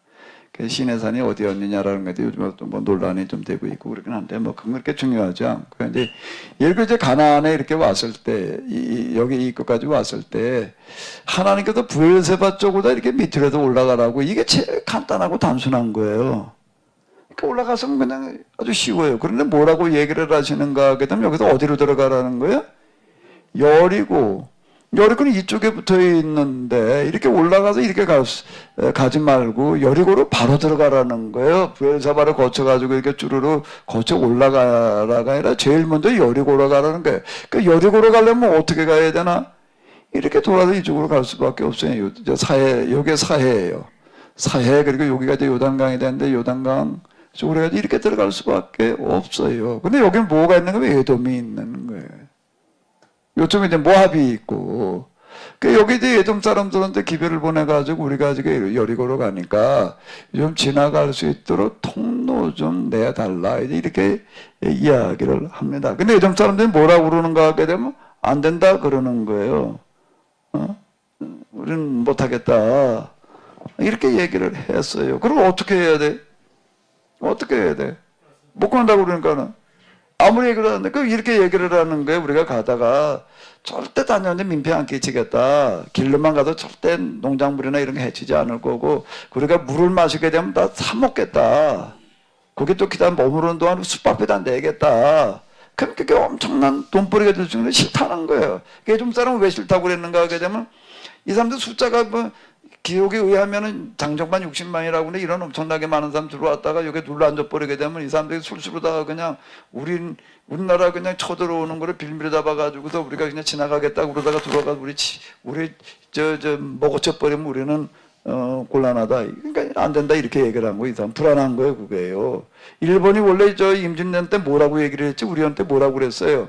우리는 쳐들어오겠다고 그랬나? 어디로 가겠다고 해서. 우린 명나라 치러 갈 건데 말이야. 단지 네 나라 지나가기만 할 테니까 길 좀 빌려줘. 그래서 우리나라 뭐라고 그랬나? 그러라고 그랬나? 안 된다고 그러는 거지. 당연히 그 속셈이 뻔해 보이니까. 그리고 또 전쟁으로 가는 누가 그 통로로다 빌려줘요. 그거를요. 전쟁 통로에 여행 가는 것도 아니야. 그러면 자기한테 불똥이 뛸 수 있어요. 왜 그런가 하면 야, 너 왜 전쟁 통로 우리나라 쳐들어오는데 말이야. 너 왜 땅 빌려줘서 그러면 길 빌려줘. 그러면 뭐라고 그럴 거야. 그러면 또 도와준 거지 말이야.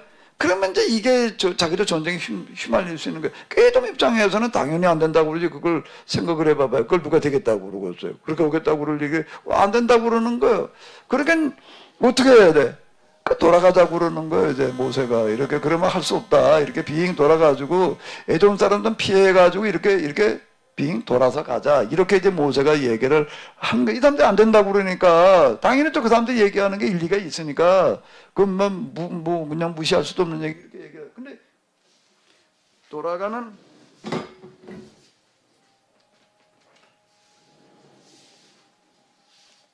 이 돌아가는 오른쪽은 뭐가 되는가 하게 되면 여기 지도상에는 약간 좀 이게 실감나게 그려지긴 하는데 뭔가 하면 여기는 뭐 어디요? 가기가 아주 힘든 땅이에요. 왜? 여기 뭐기 때문에? 사막이에요. 여기 아라비아 사막이라고요. 사막을 거쳐가는 거고 여기 광야도 힘드는데 사막은 얘기가 아닌 거예요. 여기는 그 사막을 통과해가지고 가자고 그러고 있으니 이게 이제 백성들이 이제 투덜 그러는 거예요. 왜 우리가 사막으로 돌아가야 되냐 말이야. 에돔 사람이 안 된다고 그러니까 그 우리가 돌아가야 되지 않냐. 그랬더니 여기 뭐라고 그 사람들 가만히 있어봐. 이거 저 읽어봐봐. 변 목사님 마이크 가지고. 그 뭐라고 그랬다고. 거기 백성들이 뭘 가지고 투덜거린 거예요. 거기 어디 아마. 몇 장 몇 절이라고 그랬잖아. 막 찾아놨으면 읽어봐요.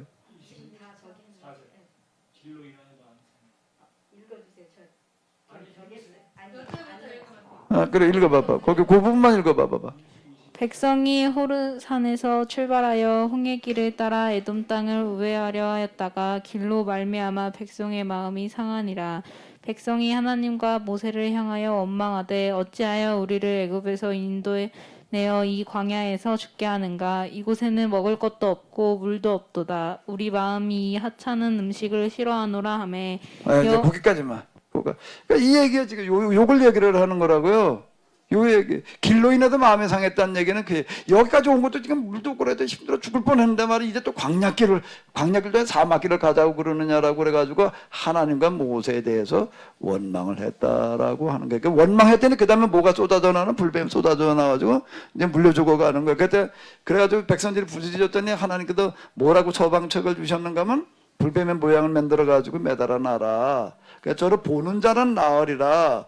쳐다봤더니 나았다는 거예요. 모르다 믿음을 가지고 봤더니 나았다는 거예요. 여기 뭔가 보게 되면 이제 요한복음 3장 15절은 그 얘기예요. 저를 믿는 자마다라는 얘기는 그 얘기라고요. 그러면 여기서 불뱀을 쳐다본 사람은 뭘 믿은 거예요? 뭘 믿은 거예요? 그럼 박 목사님은 어떻게 쳐다봤을 거예요? 박 목사님 거기 있었다면 꼼짝없이 죽었네. 응? 못 봤으니까. 나중에 시스기야 때 보게 되면 그 불뱀을 갖다 아주 깨트려 버리는 게 있어요. 이게 쳐다보면 무슨 수가 나는 줄 알고 이게 미신이 된 거예요, 이제 이게. 자, 이게 쳐다본다는 건 뭘 보는 거예요, 그러면요? 그 쳐다보라는 얘기 뭘 보라는 얘기예요? 뭘 보라는 얘기예요? 이게 뭐예요, 박 목사님? 여기 봐. 아, 박 목사님 눈에 안 보이는 것도 있네. 내가 박 목사님한테 뭘 쳐들으면 거울을 쳐들었어. 그러니까 여기 뭐가 보이겠어요, 거울이요? 모습. 여기 십자가는 불뱀이라는 십자가는 자기 자신을 이 불뱀이라고 하는 어떤 이런 거가 나도 물어 죽었다라고 하는 이런 부분들은 뭔가 하면 그건 자기 자신의 모습을 얘기를 하는 거야. 모압 사람의 입장을 생각지는 모압 사람은 당연한 소리 한 거예요. 누가 그걸 빌려줄 수가 있겠어요. 지나가라고 나 끝난 얘기 저쪽에서 그러면 가나안 사람들하고 원수 된다는 얘기가 되는 건데 우리가 만약에 명나라 치러 가는데 길 빌려줬다고 생각을 해봐. 그럼 중국에도 가만히 있겠어요? 야 이놈아 일본 놈들도 문제지만 네가 더 나쁘다 그러지. 당연히 그럴 거 아니에요. 그걸 누가 그런 전쟁에 휘말릴 일을 누가 하냐고. 예? 그러니까 당연한 모세는 그건 우리가 모압 사람들 입장은 충분히 우리가 배려해 줘야 된단 말이야. 우리가 당연히 그 사람들한테 우리 민폐 줄 일이냐. 그냥 우리 좀 힘들지만 돌아가자. 그랬더니 백성들이 모세로 말미암아 마음이 상했대. 그건 뭔 소리야? 모압 사람 생각할 필요가 뭐 있냐? 우리가 또 우리가 뭐 힘이 있고 밀고 들어가 버리면 되지 이렇게 생각을 하는 거예요. 그 하나님까지 똘거렸다는 거예요. 하나님께까지 똘거렸다. 그랬더니 불뱀이 나왔다 이렇게 얘기를 해. 그러면 이제 불뱀을 만들어놔서 쳐다보라는 건 뭘 보라는 얘기는 뭘 보라는 얘기가 된 거예요. 예? 야 우리가 정말 이건 잘못 생각한 거라구나라고 해가지고 철저하게 뉘우치고 돌이킨 사람이 낫다는 얘기예요. 불뱀을 쳐다보니까 불뱀에 무슨 치료 능력이 있어가지고 치료 광선이 튀어나와가지고 나왔다 이 얘기가 아니라 이 얘기란 말이에요 이게요. 불뱀에 무슨 능력이 있는 걸 다 받아들이니까 이제 그거 희석이야 그거 갖다 깨뜨려버려 없애버려라 이런 얘기가 이제 이렇게 나와요. 그러면 믿음이라는 게 뭐야? 여기 믿음이 나오는 거예요. 여기에 뭐가 믿음이죠? 불뱀을 쳐다보고 자기 뒤를 보는 거야. 철저하게 어떻게 하는 거야? 회개하고 돌이키는 거야. 돌이키는 거야. 그리고 그 다음에는 어떻게 하는가 하면 기꺼이 이제는 맞아. 야 우리가 모압 사람을 그들의 의견을 우리가 전적으로 존중하고 그 다음 뭐라고 그럴 일이 아닌 거예요. 우리 돌아가자. 그리고 광야길이라 사막길을 그 다음에 어떻게 서로 어깨동무하고 노래 부르고 가는 그런 이야기가 나와요. 그 뒤에 이렇게 보게 되면은 그 앞장서 가지고 이제 지도자들이 그러고 가는 거야. 가다 물이 없으니 광야에도 물 파는 것도 힘들어 사막에도 물을 팔려니 힘들어. 근데 거기 이렇게 보니까 뭐라고 나오는가 하면 야 저 아래 것 들고 가도 물 파다 그러게 야 그 위에 것들이 앞장서 가지고 괭이 들고 들어가도 물 파는 얘기가 나와요. 그 백성 노래 불러줘요. 그때 물이 쏟아져 나왔다는 그런 얘기 거기 이렇게 나오는 거예요. 그게 믿음이라는 거예요. 그 믿음은 뭐가 믿음이에요? 뭐가 믿음이에요? 하나님을 통해서 뭘 보는가 하면 자기 자신의 뭘 보는 거예요? 죄를 보고 철저하게 죄를 뉘우치고 돌이키고 더 이상 죄를 짓지 않는 게 믿음이에요. 아멘? 그럼 뭐가 된 거예요? 거기서 뭐가 된 거예요? 그럼 죄가 용서함 받은 거지. 죄 용서함 받았다는 얘기는 이게 신비하게 특별하게 예수님께서 십자가에서 그냥 내 죄를 다 짊어지셨어. 그래서 나는 그 앞에 가서 고백하면 다 용서해줘. 언제든지 또 가가지고서 또 용서를 구하면 또 용서해주고 이건 무한리필이야. 이래 놔버리면 이게 곤란한 얘기가 되는 거지. 그 언제든 죄만 지면 나가도 이제 용서 빌면 그냥 용서해 준다. 그게 뭐야 그러면은? 그 계속 그냥 그거 반복, 무한 반복, 무한 리필? 말이 안 되는 거죠. 말이 안 되는 거야. 그 믿음이라고 하는 건 뭐가 믿음인가 하면 하나님 앞에 나와가지고 뭘 보는가 하면 자기 죄를 보는 거야. 하나님 앞에 나왔다는 건 자기 죄를 보는 거야. 하나님 뭐와 같은가 하면 신비한 거울이야. 미러. 요즘 거울 시대 미러링. 노트북과 휴대폰도 미러링 해주는 그런 시대인데 이제 미러링 시대예요. 이제 디지털은 미러링이라고요. 미러링. 여기다 하나님 앞에 나와서 자기 모습을 보는 거야. 자기 무슨 모습을 보는 거예요? 철저한 자기의 잘못되어져 있는, 왜곡되어져 있는, 삐뚤어져 있는, 남이 어떻게 되거나 말거나, 뭐 앞사람 뭐가 문제야, 까짓건 그냥 이렇게 되는 것들에 대해서 철저하게 남을 배려하는, 그 앞에 보게 되면은 그 지금 뭔가 하게 되면 로마 백부장은 철저하게 남을 배려하는 사람이에요. 그렇게 이제 더 이상 이제 그런 죄의 노배가 되지 않는 이거를 이렇게 되는 걸 가리켜 믿음이라고 그러는 거예요. 그 사람이야말로 진짜 뭐가 된 거예요? 그 사람이 진짜 죄 용서함 받은 거지. 그 죄 용서함을 뭘 가지고 받아야지 되는 거예요. 십자가를 통해서 죄 용서함 받는다는 건 그럼 십자가 앞에 나와가지고 자기 죄를 보고 철저하게 뉘우치고 이제 더 이상 죄 짓지 않는 사람이 되는 게 죄 용서함 받는 거지. 예? 그게 십자가의 원리예요. 십자가의 원리야. 그러면 지금 여기가 읽은 이 우리 말씀 속에 뭐가 들어가 있는 거지요? 이 말씀 속에 뭐가 들어가 있나요? 똑같이 그 원리가 들어가 있는 거야. 여기 한 여인이 있어요. 이 여인 아주 죄 많은 여인이야. 여기도 그거 왔더니 이게 바리새인이었대. 이 사람의 진짜 손질하면 이 여자가 얼마나 죄 많은 여자인 줄. 거기서 죄 많은 여자라는 거는 그 단어는 누구에게 쓰는 여자인가, 누구에게 쓰는 단어인가 하게 되면은 장기에게 쓰는 단어예요. 여자는 장녀였다라고 하는 걸 암시해주고 있는 그런 단어예요. 그런 여자가 예수님 앞에 왔어요.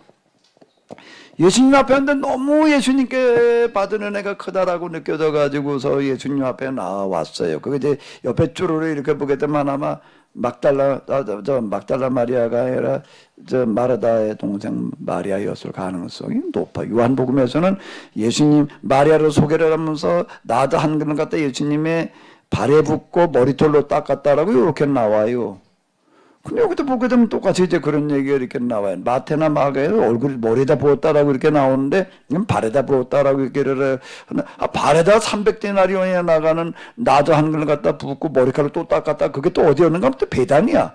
베다니에도 똑같은 일이 2번 있었다라고 하는 것은 그건 기대하기 어려운 얘기야. 이게 같은 얘기라고 봐야지 이게 맞는 건데, 근데 이 여자 왜 그렇게 예수님께서 나사로 사랑하셨다 뭐 어쩌다 뭐 이런 얘기들이 이제 나오는데, 야, 그런데 지금 이 여인은 예수님한테 받은 은혜가 큰 거야. 그래서 300데나리온이나 되는 나드 한 근을 가지고 와가지고, 나드라는 향은 그걸 아무나 쓸 수 있는 향이 아니에요. 그 왕비, 공주나 쓰는 건데, 왕비나 공주들도 쓰더라도 이걸 갖다가 통째로 쓰지 않고 다른 향에다 한 방울 섞어가지고서 그걸 쓰지, 그걸 원액을 쓰는 그런 왕비는 없었다는 거예요. 근데 이걸 원액을 갖다 예수님한테 그냥 부었더니 그게 300데나리온의 1년치 노동자의 월급에 해당되는 정도를 갖다 이렇게 붓는 거예요. 붓는데 그걸 가지고 왔을 때 이 여자는 예수님이 어디다 붓겠다고 그러고 왔을까? 그걸 갖다 어디다 부으려고 바꿨어요? 당연히 머리다 부어드려야 될 거 아니에요. 예수님한테 감사 표현을 하는데 머리다 부어드려야 돼. 예수님 발당등 갖다 붓겠다고 그러고 올 리는 없었다고요. 근데 그걸 들고 예수님의 머리에다 부어드리려고 미리 제가 예수님한테 내가 향유부로 가겠습니다. 그렇게 갈 수는 없잖아요. 설거머니 와가지고 부어드리려고 식사하는데 뒤에 와가지고 부어드리려고 왔는데 예수님 가까이 오다가 보니까는 어떻게 됐나? 머리다 부으려고 그러는데 머리다 부는 거는 고사고 가까이 와도 엎드러져 가지고 어떻게 된 거예요? 일어설 수가 없는 거야. 어떤 힘에 의해서 그는 일어설 수가 없어요. 예수님 발단등에 엎드려 가지고서, 그리고 그렇게 되는 순간 온갖 눈물이 대성통곡이 터져 나와가지고, 근데 눈물은 항상 혼자 오지 않고 같이 오는 게 있어. 데리고 와. 눈물의 친구는 뭘까? 어떻게 알아? 하이, 눈물의 친구인 콧물까지 쏟아져 나와서 근데 형님만 부르려고 왔으니까 형육방 들고 왔지 수건도 들고 왔던 것 같지는 않아요. 근데 이게 참 곤란한 거예요. 예수님 발단등에 엎드러졌지, 눈물이 쏟아져 나왔지, 눈물에 징긋도 뭐가 쏟아져 나와? 콧물까지 쏟아져 나왔지. 한참을 읽고 있다가 얼굴을 들어가지고 놓고 예수님 발단등이 어떻게 됐을까? 눈물과 콧물, 그리고 여기 보니까 발짓은 물도 주지 않았다는 걸 보니까 예수님의 발에는 틀림없이 먼지가 많아서 이게 먼지에다가 눈물에다가 콧물이 두 번 보기도 했으니 한번 상상을 해봐. 이거 참, 어떻게 얼떨결에 이건 졸제 일어난 일이고 얼떨결에 이걸 어떻게 했냐면 여기 또 그냥 엎어져가지고 울었는데 통곡을 했는데 이 여자는 머리를 갖다 진짜 이렇게 딱 묶은 게 아니었던 것 같아. 그냥 생머리 그냥 길게 늘어뜨렸던 여자인 것 같은데 그거 엎어져가지고서 한참 울다가 뭐 머리카락이 어떻게 됐을까? 다 내려와가지고서 예수님의 발단등에 먼지, 눈물, 콧물 하나 더 플러스 머리카락까지 이게 두 번 보게 돼 있는 거예요. 이게 끈적. 그러니 이걸 어떻게 해야 되나? 그러니 머리카락으로다 이게 힘을 이거 씻을 수밖에 없게 돼. 무조건 머리카락으로 씻겠다고 그러고 왔겠어요. 설마. 최소한 뭐 수건을 하나 준비를 해가지고 왔겠죠. 그럴 것 같으면 그것도 아니고 그러고 나가지고서 이 향료를 부어드리긴 부어드려야 될 텐데 어떤 힘에 압도돼도 그건 어떻게 할 수가 없어서 그 붓긴 부어야 되고 그게 어디다 부었다는 거야? 발잔등에다 쏟고 말았다는 얘기야. 부어드렸다는 얘기보다 쏟고 말한 거야 이거. 그러니 이게 그냥 뭐 발잔등이 얼마나 붙었겠어요. 다 흘러서 땅바닥으로 들어가고 말았지. 그러니 이게 허비했다는 얘기가 나오는 거야. 아니 불면 똑바로 분 것도 아니고 머리다 갖다 분 것도 아니고 제자들이 뭐라고 그랬다는 거야. 아니 왜 그걸 갖다 이렇게 허비하느냐 말이야. 저기 이렇게 보게 되면 요한복음을 보게 되면 그거 뭐 유다가 그랬다는 거야. 그 300대를 오는 되는 뭐 향유 갖다 말이야. 그게 얼마나 비싼 건데 말이야. 그 불면 예수님 머리도 똑바로 붙든지 말이야. 그거들 발단되게 갖다 부어가지고서 그냥 뭐든 몇 방울 붓고 나머지는 딱 그냥 땅바닥 흘러버리니까 허비했느냐라는 그런 얘기가. 그걸 차라리 말이야 팔아다 간탄백전에 가난한 도와줬다면 그게 얼마나 귀하게 쓸 수 있는 건데 이렇게 얘기를 하는 말이 나오는 이런 일이 벌어진 거예요. 근데 예수님은 뭘 보시나 하게 되면 발잔등에 눈물 콧물 뒤범벅된 거 그 예수님 입장에서는 그거 어땠을까? 누가 한번 생각을 해봐. 누가 와가지고 발잔등에 엎드려가지고 눈물과 콧물을 쏟아가지고서 그냥 먼저 뒤범벅이 그 예수님의 신발 그 샌달이에요. 거기다 갖다 그냥 양말 위에도 아니야. 거기다 눈물 콧물 누가 와서 쏟아부었다 하면 어떡했어? 그걸 갖다가 또 흘러내린 머리카락으로다가 또 그걸 머리카락으로 닦이나 그게? 아니 머리카락으로 닦으면 닦이겠어요? 어디 눈물 콧물 쏟아 머리카락으로 닦아봐. 그게 뭐가 닦아 문질러 놓은 거지 닦은 게 아니야. 그 단테 갖다 문질러 놨어. 문질러 놓고 거기다 향료를 부은 이런 모습을 한번 생각을 해봐요. 그러니 유다르던 제자들이 화를 낼 만도 한 거예요. 도대체 이게 뭘 하는 거야 도대체 이게 말이야. 교양 머리도 웃고 말이야. 이게 뭔 저도 잔치자리였다는 거야. 잔치자리 도대체가 와서 통곡을 하는 것도 그렇고 이게 뭐 잔치 다 망쳤지 뭐 이게 응? 죄 많은 여자 그러고 와가지고 이랬다니까 이러고 있는 왕국인데 그런데 예수님께서는 이걸 어떻게 보시는가 하면은 그 여자의 마음과 중심을 보시는 거예요. 이제 왜 눈물, 왜 콧물을 그러고 있는지를 그걸 귀하게 보시는 거예요. 귀하게 보시면서 뭐라고 얘기를 하시는가 하면 내 죄가 사함받았네. 왜? 무슨 눈물, 무슨 콧물이에요? 예수님 앞에 나왔더니 자기의 잘못된 모습 보여가지고 견딜 수가 없는 거예요. 그 죄에 짓눌려져 있는 여자가 엎드린 거는 자기 죄의 무게라고요. 그리고 거기서 엎드려도 어떻게 견딜 수가 없어서 눈물 콧물도 철저하게 회개하고 돌이키고 있는 이와 같은 이 모습. 그거를 보고서 뭐라고 그래? 내 죄가 사함받았느니라. 이 얘기가 되는 거지요. 내 죄가 사함받았느니라. 이 여자말로 진짜 죄 사함받을 만한 일을 하는 사람이지. 300데나리온을 아끼지 않고 가지고 왔다는 것도 쉬운 얘기가 아니고 네 죄 사함 받으니라. 그리고 나서 그 다음에 얘기를 하시는 거예요. 여자에게 이르시되 네 믿음이. 여기서 믿음은 뭐예요?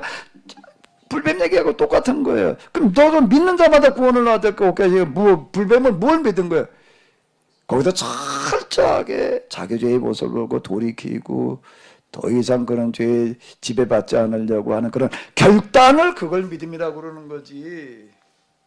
그리고 실천을 믿음이라고 그러는 거지. 그리고 그 믿음으로 구원받는다고 그러는 거지요. 내 믿음이 너를 죄 용서받게 하고 너를 구원했으니 평안히 가라. 누가는 구원을 이렇게 만난 사람이. 죄 사함을 누가는 이렇게 만났다고요. 그 누구도 이렇게 기록해 놓지 않아요. 유대인이었던 마태도 아니야. 유대인이었던 마가도 아니야. 유대인 그리고 제자든 요한도 아니야. 그리고 유대인이었던 바울도 아니야. 그런데 누가는 이방이었던 누가는 이렇게 죄 사함이라고 하는 걸 구원이라는 것을 이렇게 선언하고 있다고요. 이게 구원이라는 거예요. 그리고 이 얘기는 뭔가 누가는 또한 예수님을 이렇게 만난 거예요. 자기가 만난 예수님을 여기다가 얘기하고 있는 거라고요. 누구를 통해서? 이 여자를 통해 가지고. 그가 교회에 나와서 보니까 첫 번째는 뭐가 보였는가 하면 놀라운 교인들의 삶이 보이는 거예요. 어리도 없는 삶을 살아. 어떻게든 저렇게 사나고 봤더니 그렇게 살아야 된다라고 말하는 사도들의 설교가 있어요. 도대체 저런 설교의 근원이 어딘가 하고 추적해 올라가 보니까 그 설교를 가르쳐 준 예수님이 계셔요. 그 예수님이 도대체 어떤 분이었는가라고 보니까 막국간 말구에서 태어나신 분이야. 이런 삶을 살다 이런 분. 그리고 나서 그는 그 예수님을 만나는 거예요. 어떻게 만나요? 이 여자가 만난 것처럼 만나. 그렇지 않고 이렇게 쓸 수가 없는 거예요.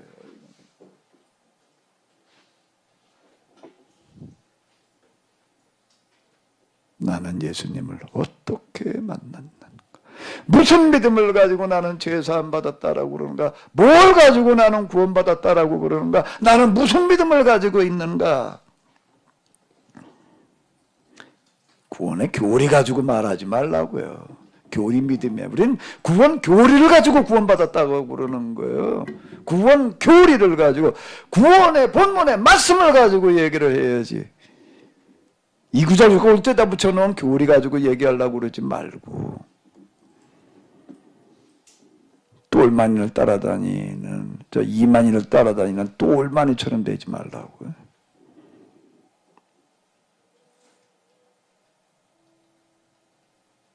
이거야말로 진짜 복음이지요. 이 복음이 전해지는 곳에 이 여자의 한 일도 같이 전해져야 된다. 그럼 어디에 나와 있지요? 마태, 마가에 누가에는 그 구절은 빠져 있는데 이 여자의 행한 일도 같이. 뭔 행한 일? 그 300대나 그럼 기름 갖다가 저 향료 갖다 부어드렸다는 거? 그걸 전하라는 얘기야? 뭘 전하라는 얘기야? 이 여자 행한 일이 뭐가? 복음은 곧 바로 이거. 이렇게 죄 용서 받아야 되고 이렇게 구원받아야 되는 거다. 이게 믿음이다라고 하는 그런 얘기로 쓰여질 수 있는 가장 정확한 예화가 뭔가 하면 이 여인이라는 거예요. 나에게 있어서 이런 믿음이 있었는가? 나에게 있어서 이런 경험이 있었는가?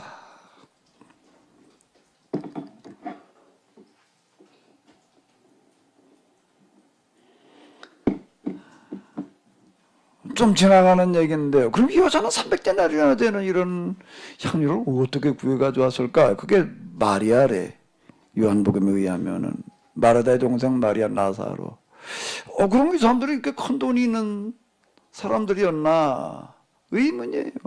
어디서 도대체 300데나리나 되는 빚을 내가지고 왔을 수도 있겠지. 글쎄 빚을 어디 가서 내? 빚 내는 것도 능력이에요. 박 목사님 어디 가도 빚 뭘로 또 올 수 있어요? 어디 가서 한 10억쯤 얻어와봐.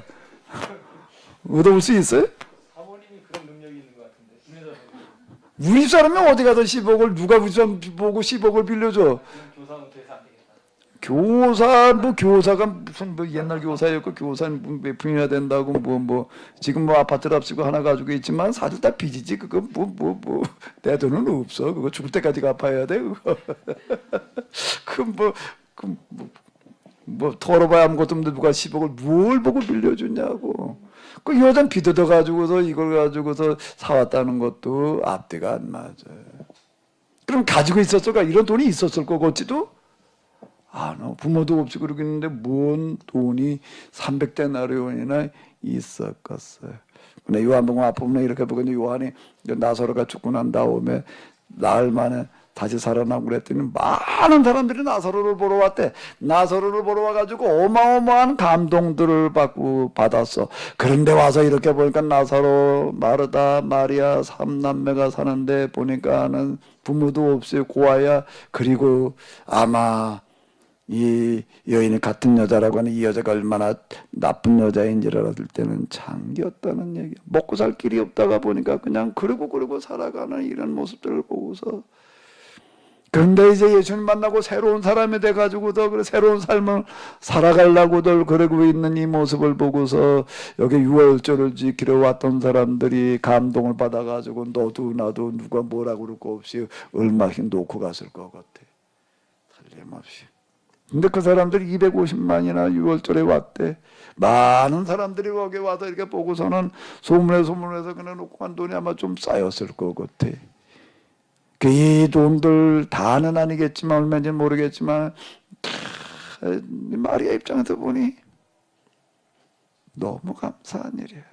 여러 가지가 자기 워라비를 살려준 것도 그래. 이걸 어떻게 할까?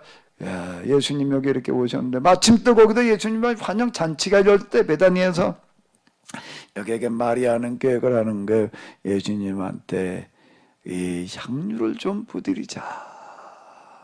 그러지 않았을까? 이건 추정이에요. 그런데 정말 그랬을. 그렇지 않으면 이 돈은 어떻게 마련을 해?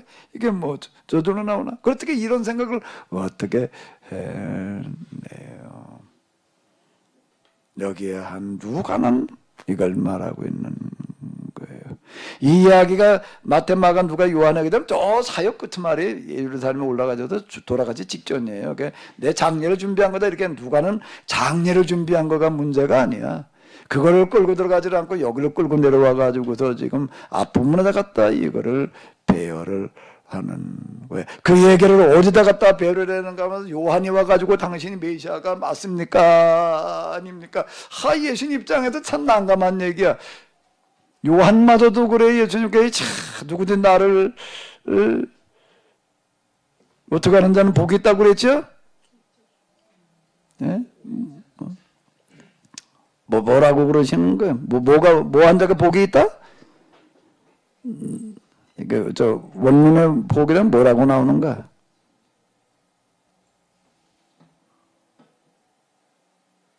나를 인하여 실족하지 않은 자는 복이 있다. 예수님의 진짜 메시아가 만나 안 만나 이거 요한까지도 흔들려. 그러는 그 이야기에 이어가지고서 누가는 지금 이걸 말하고 있는 거예요. 예수님 그분의 진짜 메시아이고 진짜 구세주이신데 그거를 지금 누가는 이 향유를 붓는 여인의 이야기를 통해 가지고 진정한 메시아의 모습이라고 하는 거를 뭘 가지고 진정한 죄사함, 진정한 구원받은 모습을 여기다 갖다가 연결시켜 가지고서 이야기를 하고 있는 거야. 실제로 이 사건은 베다니에 올라가셨을 때 돌아가시기 며칠 전에 일어났던 일이라고 이렇게 보여져요. 근데 누가는 그렇게 말하려고 그러지를 않아요. 여기다 진정한 메시아, 진정한 죄사함, 진정한 구원, 진정한 믿음을 말하는 걸로 사용을 하고 있죠. 우리는 십자가 앞에 나가서 그냥 공식이야, 공식. 우리는 공식을 만들어 나가서 죄를 위해 예수님께 다 짊어지고 돌아가셨어. 그 앞에 가서 그냥 고백하기만 하고 그냥 기계적으로 공식으로 용서받아. 그런 거예요? 함수관계? 1 더하기 2는 그냥 3에 그냥 저절로 그렇게 되나? 내 마음에 그건 뭐 상관없이? 그건 아니지. 그래서 존재가 바뀌어야 되는 거죠. 죄 용서함이라는 게 그렇게 그냥 공식으로 주어지는 거예요, 그게? 죄 용서함의 공식? 십자가라고 하는 공식? 말이 안 되지. 여긴 십자가 이전에 이미 구원을 선언하고 있는 거예요.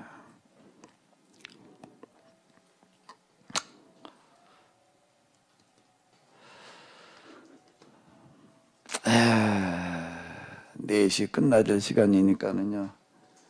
우리 찬송 다시 한번 부르고 마치도록 하겠습니다. 예수님의 십자가 새로운 계약이지. 계약을 체결하기 위한 십자가이지요. 요건 뭔가 나중에 그 순환을 얘기할 때 다시 하도록 하겠습니다. 이것도 설명하려면 또 한참 걸리니까 또 박 목사님 무서워서 못하겠어. 이거 설명하려면 또 시간 지났는데 그 소리 나올까봐. 예수님의 십자가는 우리 모든 죄를 지금 대신 짊어지고 죽으시는 그런 걸로 다 이해하지 말고 새로운 계약의 길을 열어놓은 십자가예요. 이 세상, 네.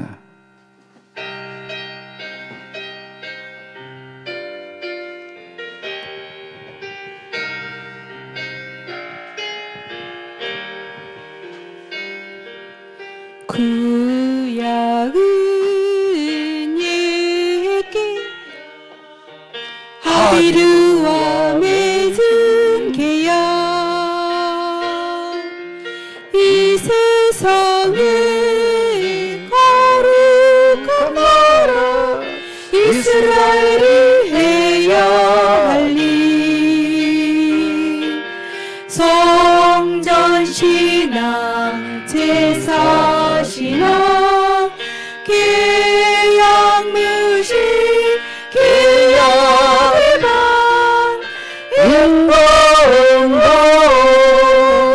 인공신앙 자기 모습 자멸하기 신약은 옛 계약 죄인들과 맺은 계약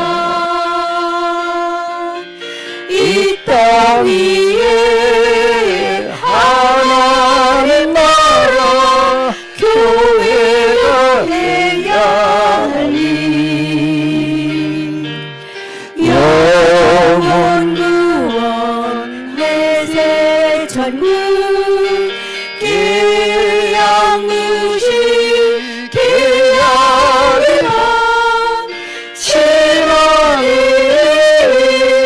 행위가 자기 모습 자멸하기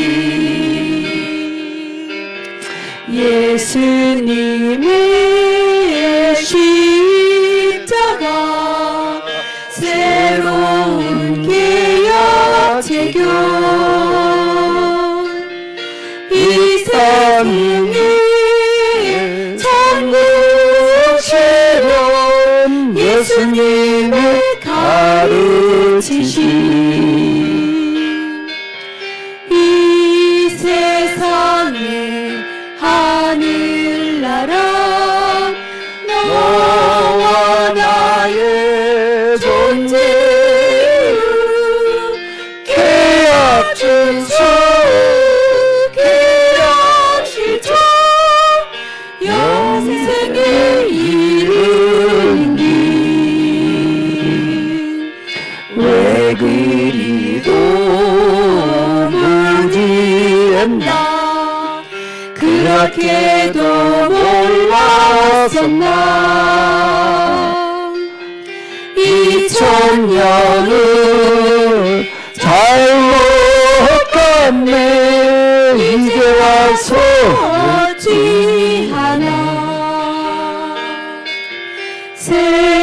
생태위기 멸종위기 우리 모두 자초하니 이제라도 계약 실천 전하의 복 3절 4절입니다. 가사를 생각하시면서요.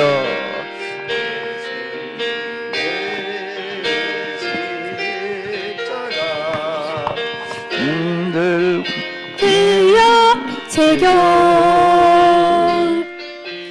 이 세상에 전도하시는 예수님의 가르치심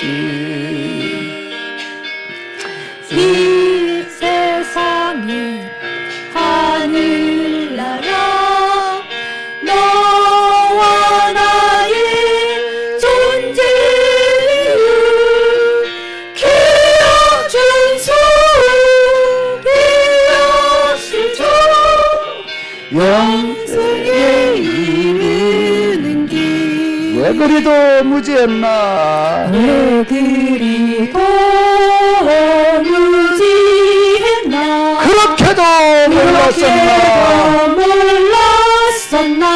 2000년을 잘못 갔네 2000년을 잘못 갔네 이제 와서 어찌하나 어찌하나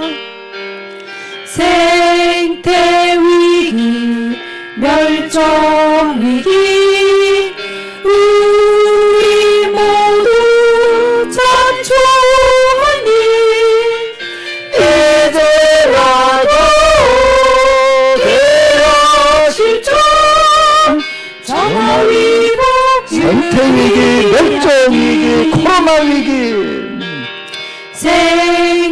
생태위기 멸종위기 우리 모두 자초하니 이제라도 되어실까 전화위복 유일한 길 하나님 오늘 귀한 시간 주신 걸로 감사드립니다. 지난 주간 이 말씀들을 저희들이 가슴으로 읽게 하시옵소서 가슴으로 느끼게 하시옵소서 그리고 돌이키게 하여 주시옵소서 교리신앙에서 벗어나서 하나님을 직접 만날 수 있는 경험할 수 있는 그런 순한 주간 되게 하시옵소서 코로나 때문에 모이는 것조차도 저희들이 멀리하며 이와 같이 방송으로 흩어져도 듣고 있는데 오히려 더 복되게 하여 주시옵소서 우리 주 예수 그리스도의 이름으로 기도하옵나이다. 아멘. 예, 하루 종일 수고 많으셨습니다.